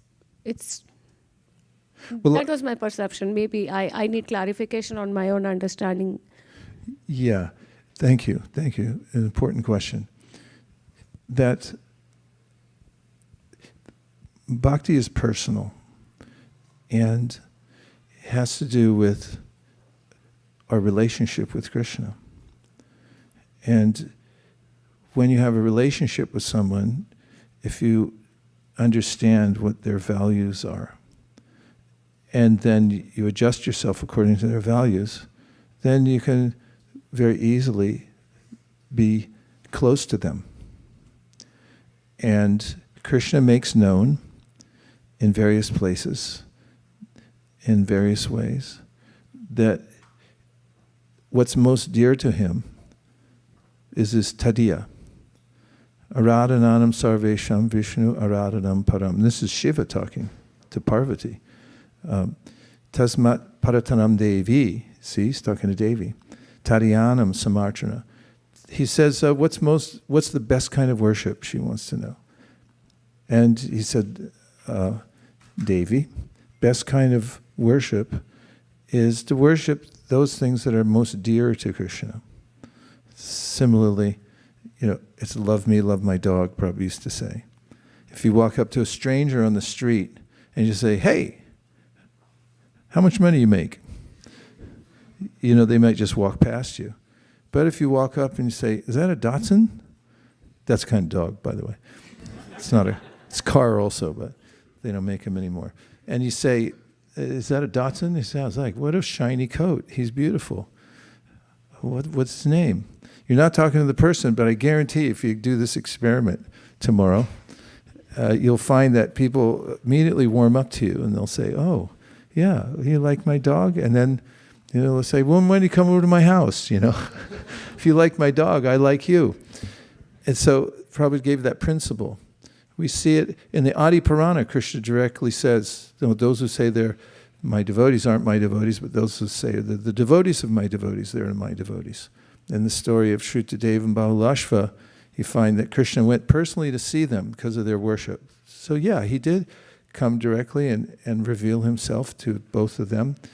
In the course of Shrutadeva offering his prayers to Lord Krishna at his house, Krishna stopped him. And he said, you're saying too much about me and not enough about the sages. Glorify them. He shows he's a person, and he most appreciates his devotees. So there's this clear system. It's not even system, it's just natural, that if you appreciate the devotees, then Krishna will appreciate you. There's even more esoteric points there that Krishna wants to serve his devotees, but the devotees will never take service from Krishna. So if you're able to serve his devotees, then Krishna becomes more pleased with you because you're doing what he wants to do and he can't always achieve that because the devotees are all for you, none for me kind of mood. It's a very personal thing. It's not mechanical. And when it comes down to it, it's something we can all appreciate and understand, that if you have appreciation, love for those things that somebody values very highly, then there's a natural rapport that you'll develop with them. That's the idea. I have to stop because today is a special day. Every day is a special day, but today I have to stop. But since I have 3 minutes left, as many of you know, I'm married, and quite amazingly, I've had a spouse for 40 years? 40 years. And I just want to, first of all, appreciate that Krishna arranged for me an ashram where I could find steadiness and longevity, because I see different phases of my life in which I needed certain kinds of an environment, certain environments. And in that, I met a devotee named Nirakula Devi, who came highly regarded because I had no idea about how to get married. I never really thought about it. I joined when I was 16 with no designs on getting married at all. And I cultivated brahmachari life for 13 years. And wasn't well-informed, nor was ISKCON highly up on how to choose a wife or a spouse or a husband for that matter. It was just Prabhupada appointed a few people, said, here, marry that person or this person, and that type of thing. But others in the community there said, no, I think we have a winner for you. And one thing led to another. with taking step by step. And to make a long story short, my wife, for 40 years, it has exceptional qualities. One of them is that she's naturally averse to things that aren't related to Krishna. And that's been a great benefit for me, living with you for all these years, is that the subject that you're interested in is Krishna. And also, I noticed that you have a kind of a determination, I'd even say stubbornness, definitely say stubborn. Most stubborn person I ever met. But you engage it in service to Prabhupada because you're so stubborn that you won't give up the principles that he gave us, nor will you give up your allegiance to Prabhupada. I've noticed that some people equivocate and say maybe he's this or that, and Nirkula doesn't want to hear it. She's attached to Prabhupada. And also, I noticed that she's a very organized person. She ran her own business for many, many years and was always on time. People knew her. In fact, even the clients that she had, which are numerous, they still call her, write her, send her stuff, even though she's fully retired now. And they always think of her as somebody who is a very positive influence in their life. And I think of you as being a positive influence in my life. The most positive, I can say, because, when you're married, just FYI, for anybody who doesn't know, you have to be with a person all the time, and you get to know them quite well. And I could say that it's been a boon for me, because having someone who's unwavering in her practice of Krishna consciousness also keeps me steady. We're affected by our association. So I'm grateful, because today's your birthday, in case anybody wondered if I was just suddenly after 40 years,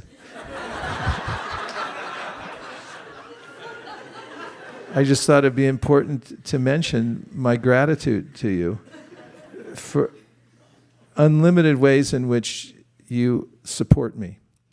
And we decided early on, even when we met, when the question came up about maybe this is a match and we're going to get married, we talked about our path in devotional service, that we're going to go for it together. We're going to work hard and try to do service for Prabhupada. And at the end, whatever needs to be done, we're going to do to go back home, back to Godhead, to help each other. And so you've done that for me in so many different ways. Going through the material world means you got to be really on the ball, because if you get behind on anything, financially, mentally, physically, then you have to make up for the deficit. And I can just say that she's been my biggest supporter in staying on the ball in all ways, because she's so organized and on the ball. So I'm grateful. I wish you unlimited more success, because your success is I benefit. In fact, an astrologer told me before I got married, said, all your good fortune is going to come from a woman in your life. And then I married Nirkula, who's been like the goddess of fortune. Just give you one example. I don't like buying stuff. Well, I can't say that now, because stuff shows up all the time from Amazon. I don't know who gets it, but it's probably me. Things I need. But I had an old car that I was driving, and Nirkula said, get a new car. And I said, I want a new car. I'm going to drive this till it falls apart. She said, it already is. But then she said, well, just if you did want a car, which kind would you want? So I was at the old temple, and somebody, maybe they're still here, I can't even remember who it was, bought a Toyota Highlander and said, hey, why don't you sit in my new car and say a few mantras? So I sat in the car and said, this is a nice car. If I want one, I'll get something like this. So I went home and I said, yeah, I figured it out. If I ever get a car, it'll be a Highlander. So the next week, Nirkula comes home and goes, I got a Highlander for you. One of her clients had a Highlander that only had 7,000 miles on it, and they only used it at their airplane hangar in Lake Tahoe because they have a plane. They had a plane, and they'd fly up there, and then they'd use that car to drive to their cabin and back. They said, we're getting rid of it. She said, I got you a Highlander. I'm just telling you the details of the story because that's how everything has worked in my life. I have paid attention to many things, a few things I have, but the ones that I didn't feel rose to the occasion of me paying so much attention to, she took care of. And so, she said, yeah, I got you a Highlander. We only have to pay this much, and we'll meet him next week, and there you go. And that's how it's all worked out for me. Everything always evens out for me, and it's because of Nirkula. So thank you very much. On your birthday today, I pray that I may reciprocate the unlimited ways in which you've supported me and given me good fortune in every aspect of my life. And may we thrive together in the final years of our life by renouncing all attachment to the material world and giving our full hearts to the chanting of the holy name, hearing Srimad Bhagavatam, in the service of Srila Prabhupada and all the Vaishnavas. Om Tat Sat. Thank you very much.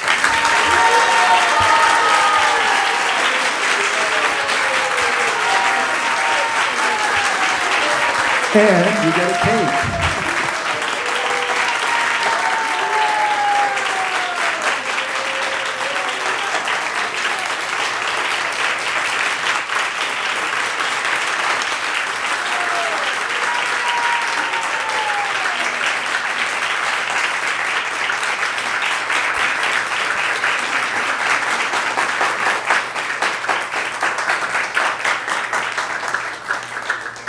Yeah, thank you.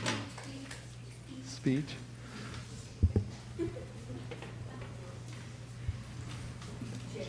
No speech now, because she'll just deny everything.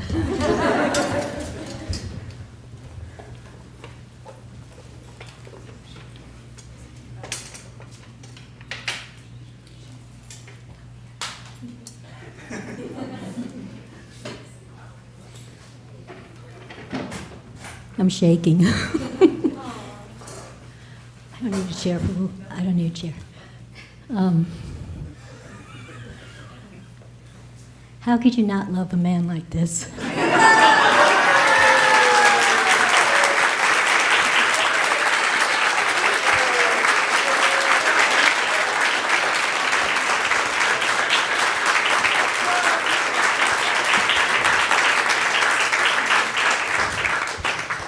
It's my good fortune beyond whatever I deserved to have Prabhu as my husband. He's given me so much, materially, spiritually, and all of you, this community that he has put his heart and soul into for decades. And I'm most appreciative about that. We're very, very blessed, very fortunate. And I pray that you keep me in your prayers, keep me in your association, and please don't ever hesitate to let me know how I can be of service. It gives me the greatest joy if I can be of service to all and any of you. Thank you for all you do, for propelling Srila Prabhupada's mission, for taking it as your life and soul. I am so inspired by all of you that have a taste for what Prabhupada gave us and to want to give that to others. It means so much to us, especially as, we get older. I'm 71 now. And, you think of these things more at this age. Prabhupada was 69 when he came, and all he did in that decade. And Prabhu and I want to do that for Prabhupada. We want to do whatever we can. We want to, as Prabhu says, leave it on the field. Sports analogy. So that's our plan, to just keep giving our all. And you help us so much with that by what you do and by how exquisitely and lovingly you take care of us. I can't look at some of you. I can't express how much we appreciate and love you all, and thank you so much. Hare Krishna.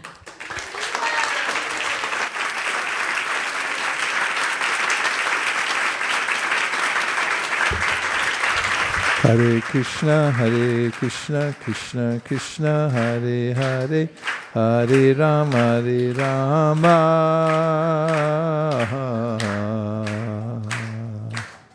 Rama Rama, Hare Hare, Hare Krishna, Krishna Krishna, Hare.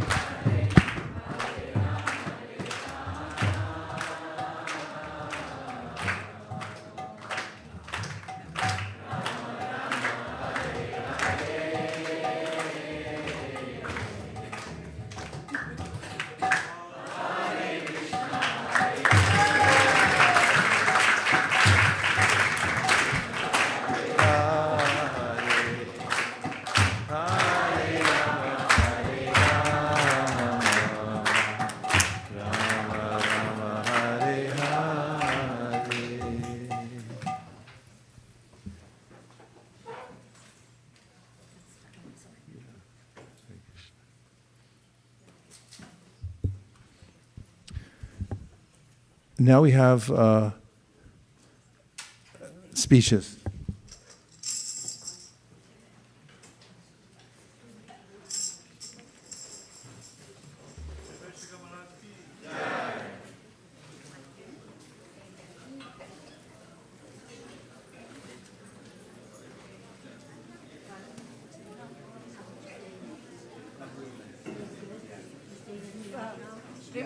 We have only very little time.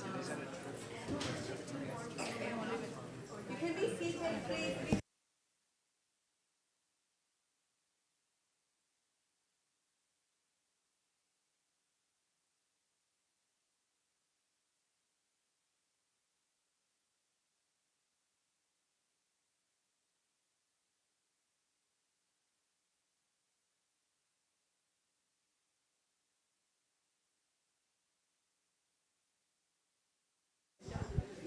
Hi Krishna.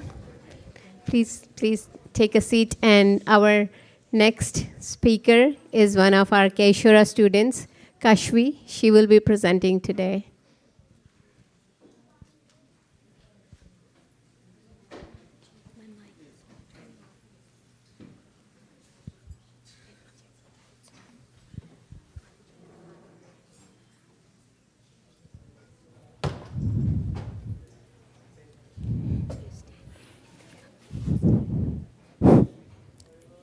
Mataji. Okay.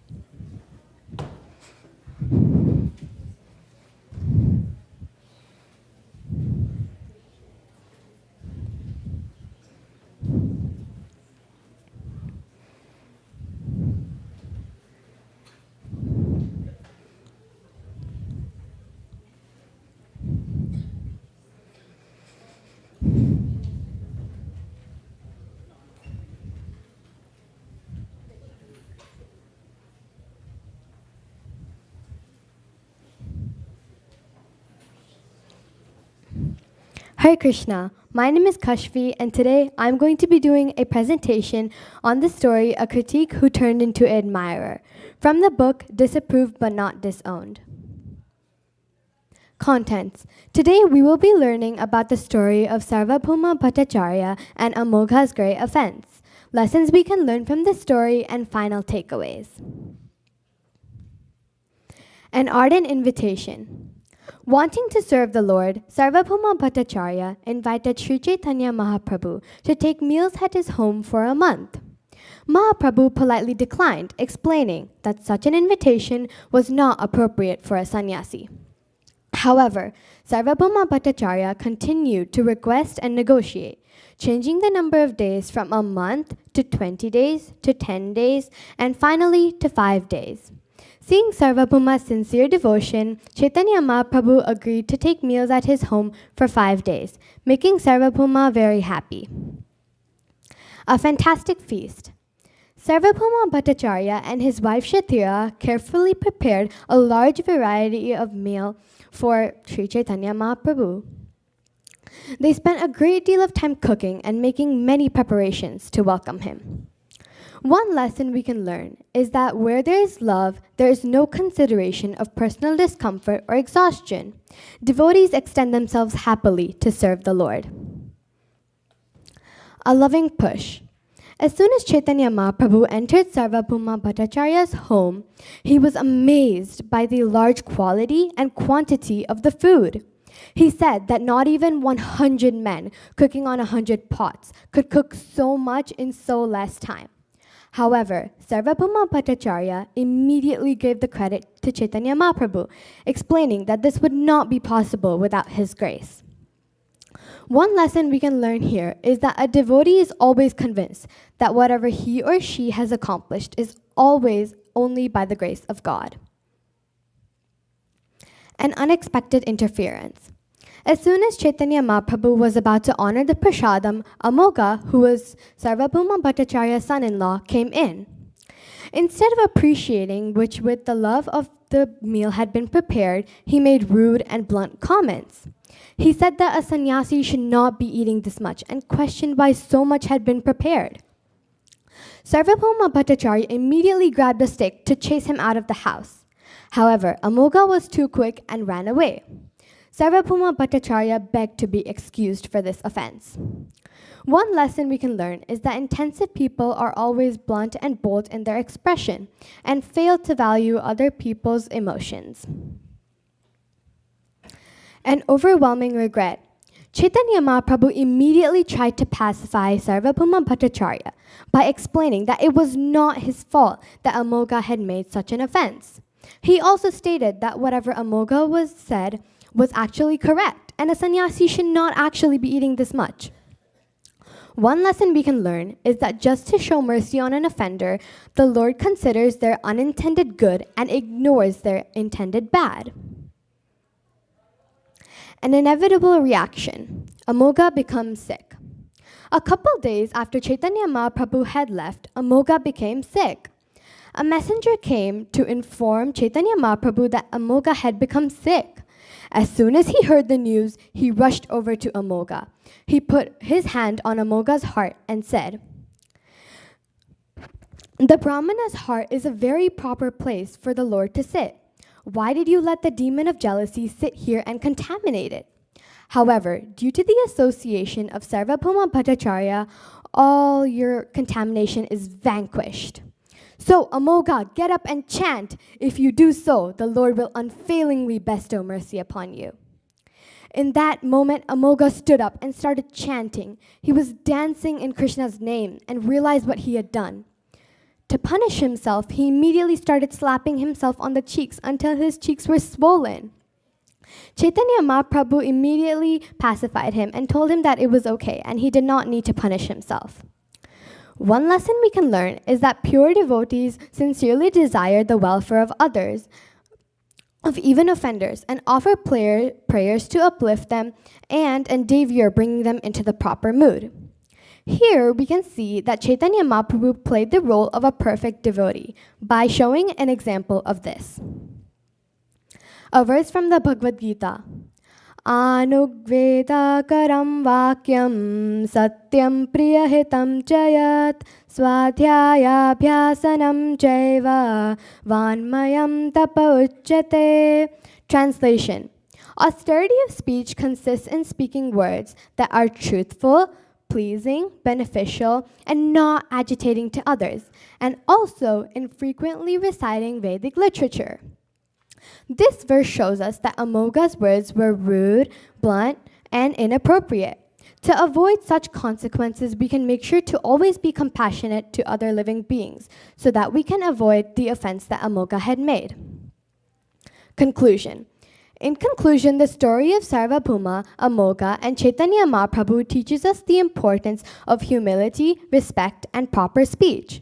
Without understanding the entire situation, we should not start judging or making rude comments. It shows that criticism is an offense can lead to downfall, but how forgiveness and transformation can transform a person's heart. This story encourages us to follow the teachings of Sri Chaitanya Mahaprabhu by being compassionate to every single living being. Thank you. Any questions or comments?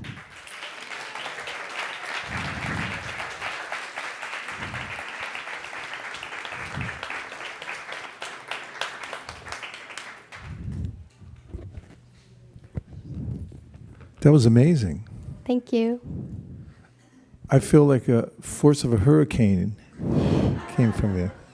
Partly it was because you knew the material so well that you felt confident.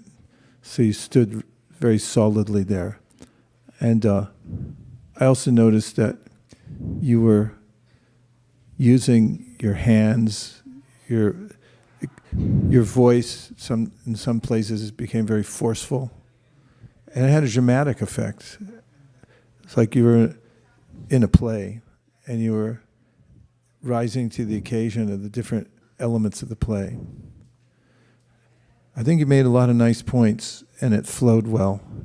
I was curious about what your process was for preparing for this. What did you do to correlate the kinds of ways that you were demonstrative, you gesticulated with your arms and things like that? How did you prepare? First, I had to make the material. Obviously, I read the chapter and tried to find the most main points that can relate to us in our normal life so that we can use this presentation to help us not be criticizing people and always seeing the good in them and being compassionate and, carrying on Chaitanya Mahaprabhu's teachings. So I did that. And for the speech, I kind of just memorized whatever I had written down or whatever points I wanted to make. And yeah. Thank you for sharing that. Thank you. I was curious if you felt going through this process prepared you for public speaking in other places. As an example, let's just say you got invited to go to some sangha and they asked you to speak on a topic and then you thought of this one. And say you didn't have the PowerPoint. Right. How confident would you feel on a scale of 1 to 10, 10 being the most confident, to be able to speak on it extemporaneously, having prepared so much at this point? Probably 8.5 because I've memorized most of it. So I think I would be able to probably figure it out even if I got stuck in some places. Is it something you'd look forward to trying sometime? Yeah, yes, of course. Oh, fantastic. Well, I think you have a very bright future in Thank you so much. teaching Krishna consciousness to other people because of your presence and the way you prepare and how articulate you are. So please keep up the good work. Thank Hare you Krishna. so much, Hare Krishna.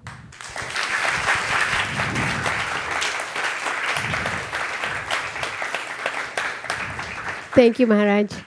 Anyone else has any questions or comments for Kashvi?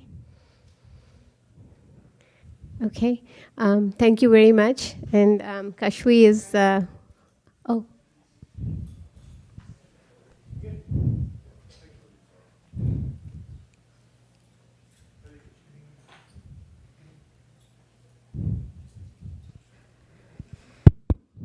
Hare Krishna. Kashvi, this is a wonderful class. Thank you for picking up this such a relevant topic.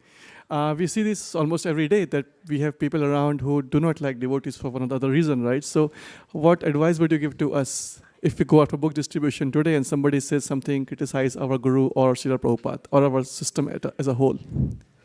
I think I'm not I don't have the power to give such advice, but if I had to say something, I would probably say that whenever we get into this situation, we should always chant, because chanting is honestly gives us solution and power for anything. And we should always remember that everyone is part and parcel of Krishna. So eventually they'll find their way and eventually they will become a devotee or whatever their future lays ahead of them. And since everyone is like part and parcel of Krishna, we should always think of them as a part of Krishna and always feel compassionate for them, no matter what they do or say. And yeah, that's what I think. Thank you. Thank you.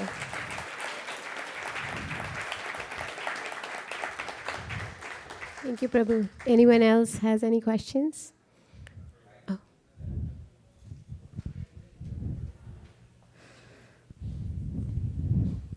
Hare Krishna, thank you very much for the presentation. I was curious, as part of this pastime, what was the, were there any further details that you can maybe provide on the attitude of Sarvabhauma Bhattacharya's wife? What was her reaction when Amoga did something like this? So basically, her reaction, she was also like the same as Sarvabhauma Bhattacharya. She was completely surprised, and she was like, understood that this was such a huge offense. And she was definitely, at that moment, she definitely did not like Amoga at that moment in time. But I think Chaitanya Mahaprabhu taught us that we should always be compassionate to other people, even though no matter what they did. So I think after they took Chaitanya Mahaprabhu's example and they were able to be compassionate to people in like situations ahead. Thank you, Prabhu. Thank you, Kashvi.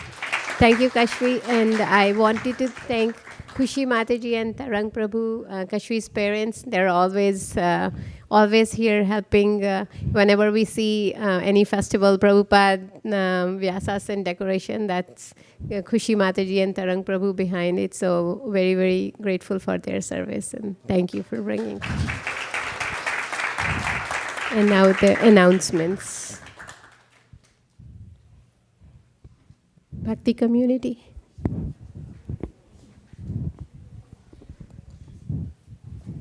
Thank you. This is a friendly reminder that Bhakti Community is a program for newcomers, especially non-Indian newcomers, to welcome them and to help them hold their hand when you give books, especially for the book distributor. We are really on standby. We have a great team who have joined us recently, and they are looking to be buddies with the newcomers. So we call them as a buddy team.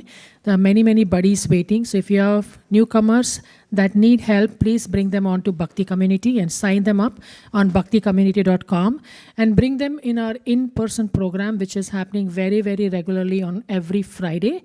And one of the greatest speakers that we have and a very most friendly speaker that we have on this session is Eka Chakrapran. You know, you all love him. Eka is sitting here. And he does a wonderful job with the newcomers. He holds their hand. He gives a very simplified class. Last night he talked about why do we need a guru in our life. And so many newcomers were very inspired. They asked very foundational, fundamental questions. He answered them so nicely. I wanted to ask him if he can speak a few words about the Mantra Zone program that we do every Friday. Eka. Good morning, everyone. So who here would like to bring more people of a diverse background into our community?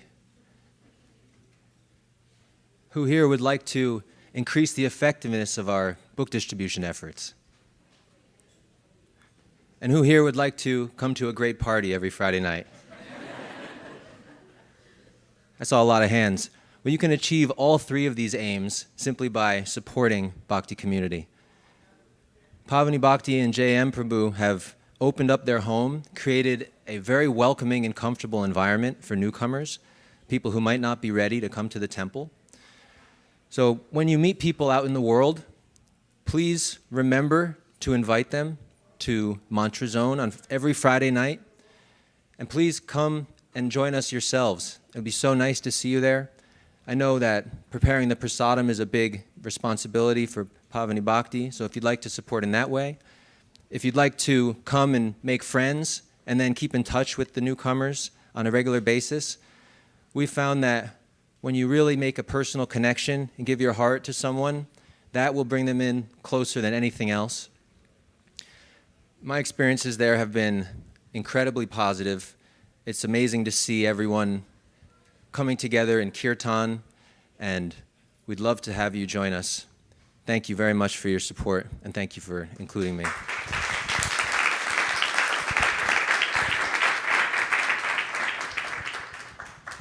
Hare Krishna. Thank you, Prabhu. Our team of Sankirtan devotees actually are just going out of their way, literally. They are in Portland, Oregon. They are in Yosemite, Lake Tahoe.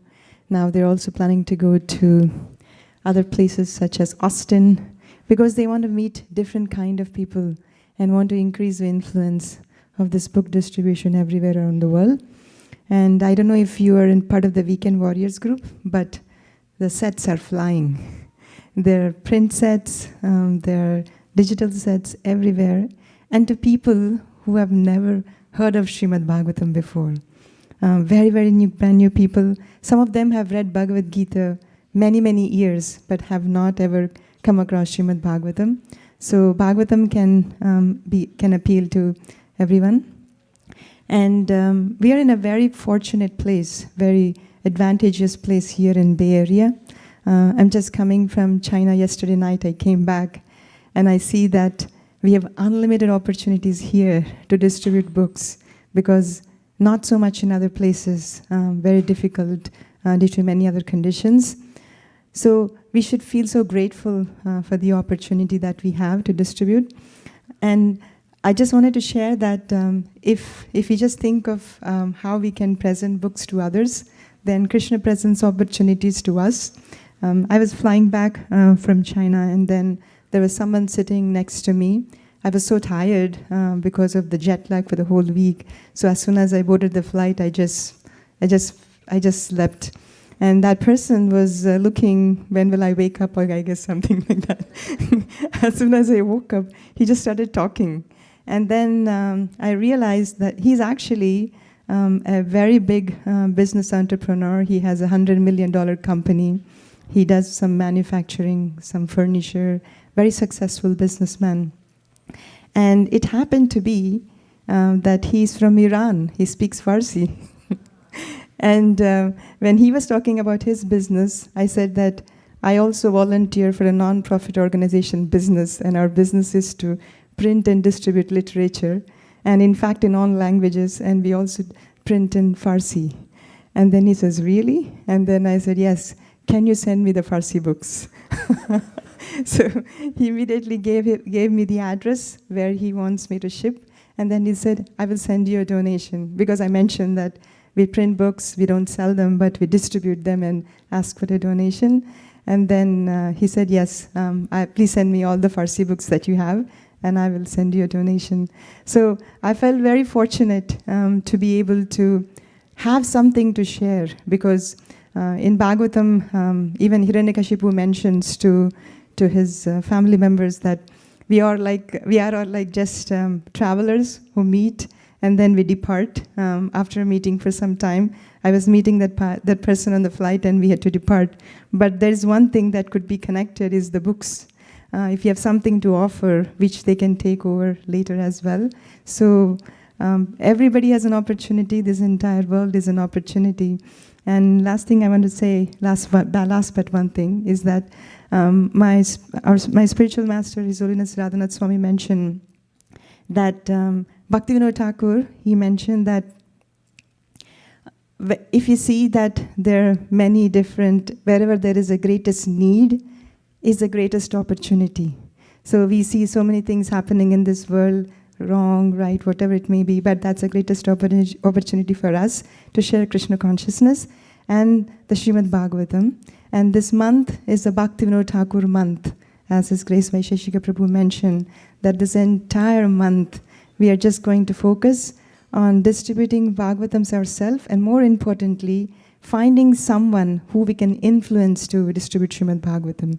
So Hansapriya has a very special announcement regarding that. She took this very seriously to her heart, and she has something that she wants to share. She's recruiting like thousands of influencers. Hare Krishna. And actually, where is my influence power comes from? There you go. So when you think of 7-Eleven, what do you all think of? Store in 24 hours. Convenient. Right? Anything you want is available. Yes, Prabhu. 7-Eleven, I think about Guru Ma's birthday. Haribo. That's the right point we wanted to come to. So as you can see, that Guru Ma has been so conveniently there touching your heart. She has influenced you some way or other. 24 hours she is available whenever you need. And her love has actually empowered you or lifted you up at times. Do you agree with me so far? Are you all with me? Okay. So what you can do to give that love, the moment she has touched your heart, the moment that she has helped your family, this struggle of out there, how many times you have bumped into and have been saved. So you have all the power coming from her to influence 7 or 11 people. So and it's easy. All you have to think of her. And what she thinks of? Prabhupada. What Prabhupada thinks of? Bhaktivinoda Thakur. So you have all the powers. You have 3 charms with you. You go out, touch the 7 people or 11 people. And you can influence them. How you have been influenced by Mother Nirkula. So you can do this. And it's possible. And I can tell you, I'm not joking. Look at that. You see this? I close my case.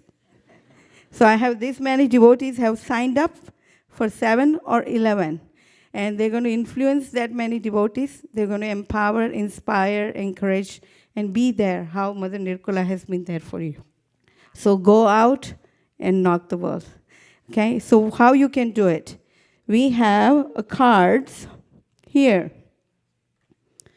that has 7 or 11. You can check one of that option off. And in the back, little prayers that you can write for her. And if you have more power, you can write behind the 7-0 or behind 11 the 0. You have all the blessings. So please go out and do the best you can. And we are here. We have actually support system. We had Rasheshwari call me and said, I never went out on book distribution. How can I do it? And I said, you know what?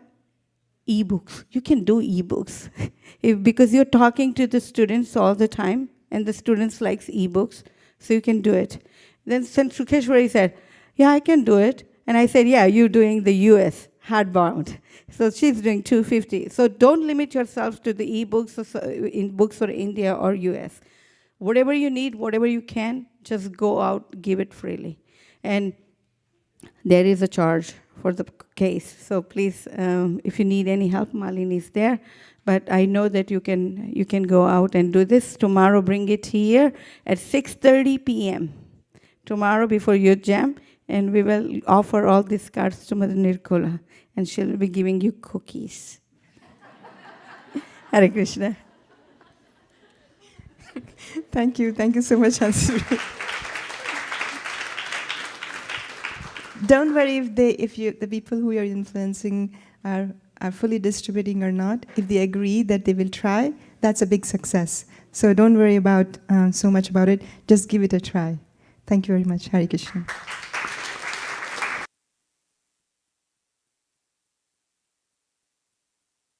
Okay, so next program, we have a prasadam packed and ready to go, so you can take it to go, because we do have another event today later at 10:30.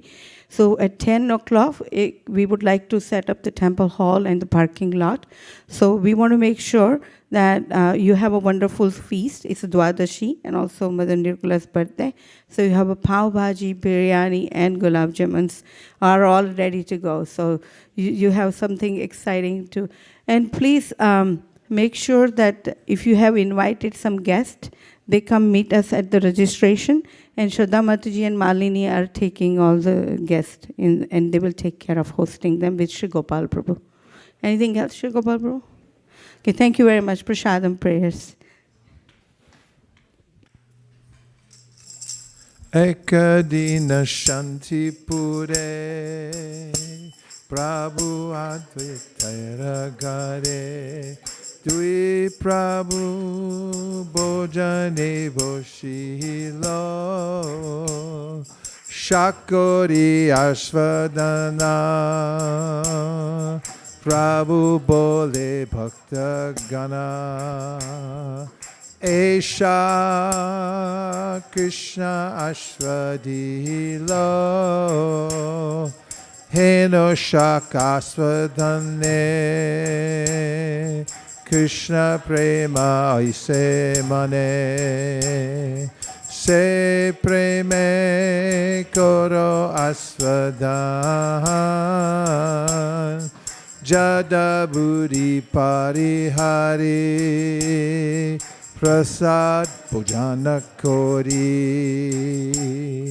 Hari Hari Bolo Sarvajan Vaire Kabu Madhavendra Puri Prabhu Prasadana Korena Bojan Kaite Kaite Tara Ailo Prema Sudurba Bole Shuno Sanyasiragan Moksha Ganta Pulabari Yali Dana Chakshari Shachi Mata Kori Lorandan Tara Shudha Bhakti Heri Bojana Kori Lohari Sudha Sama E Anam Gyanjan Jogi Jogi Pai Jaha Bhoge Ajha Betaha Hari Boli Kausa Devahai Krishnera Prasadana Sri Jagat Kori Danya Tripurari Nache Jahapai Tripurari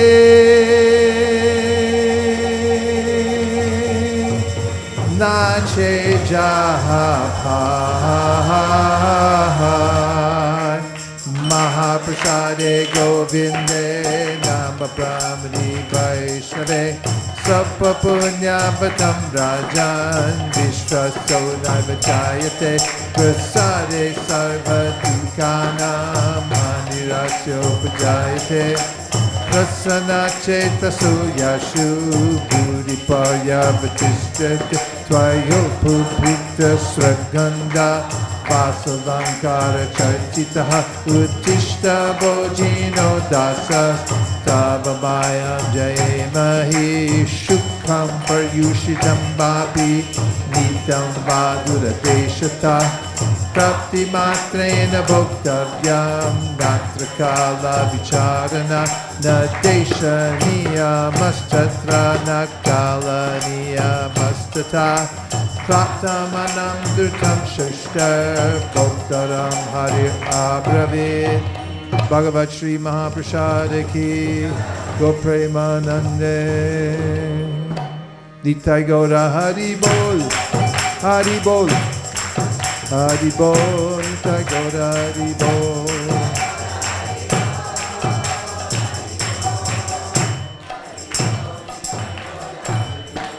What the yogis attain after 10,000 years of meditation, today we'll achieve in one sitting by honoring the prasad of the Lord. Go Premanande Haribol. Please come take prasada.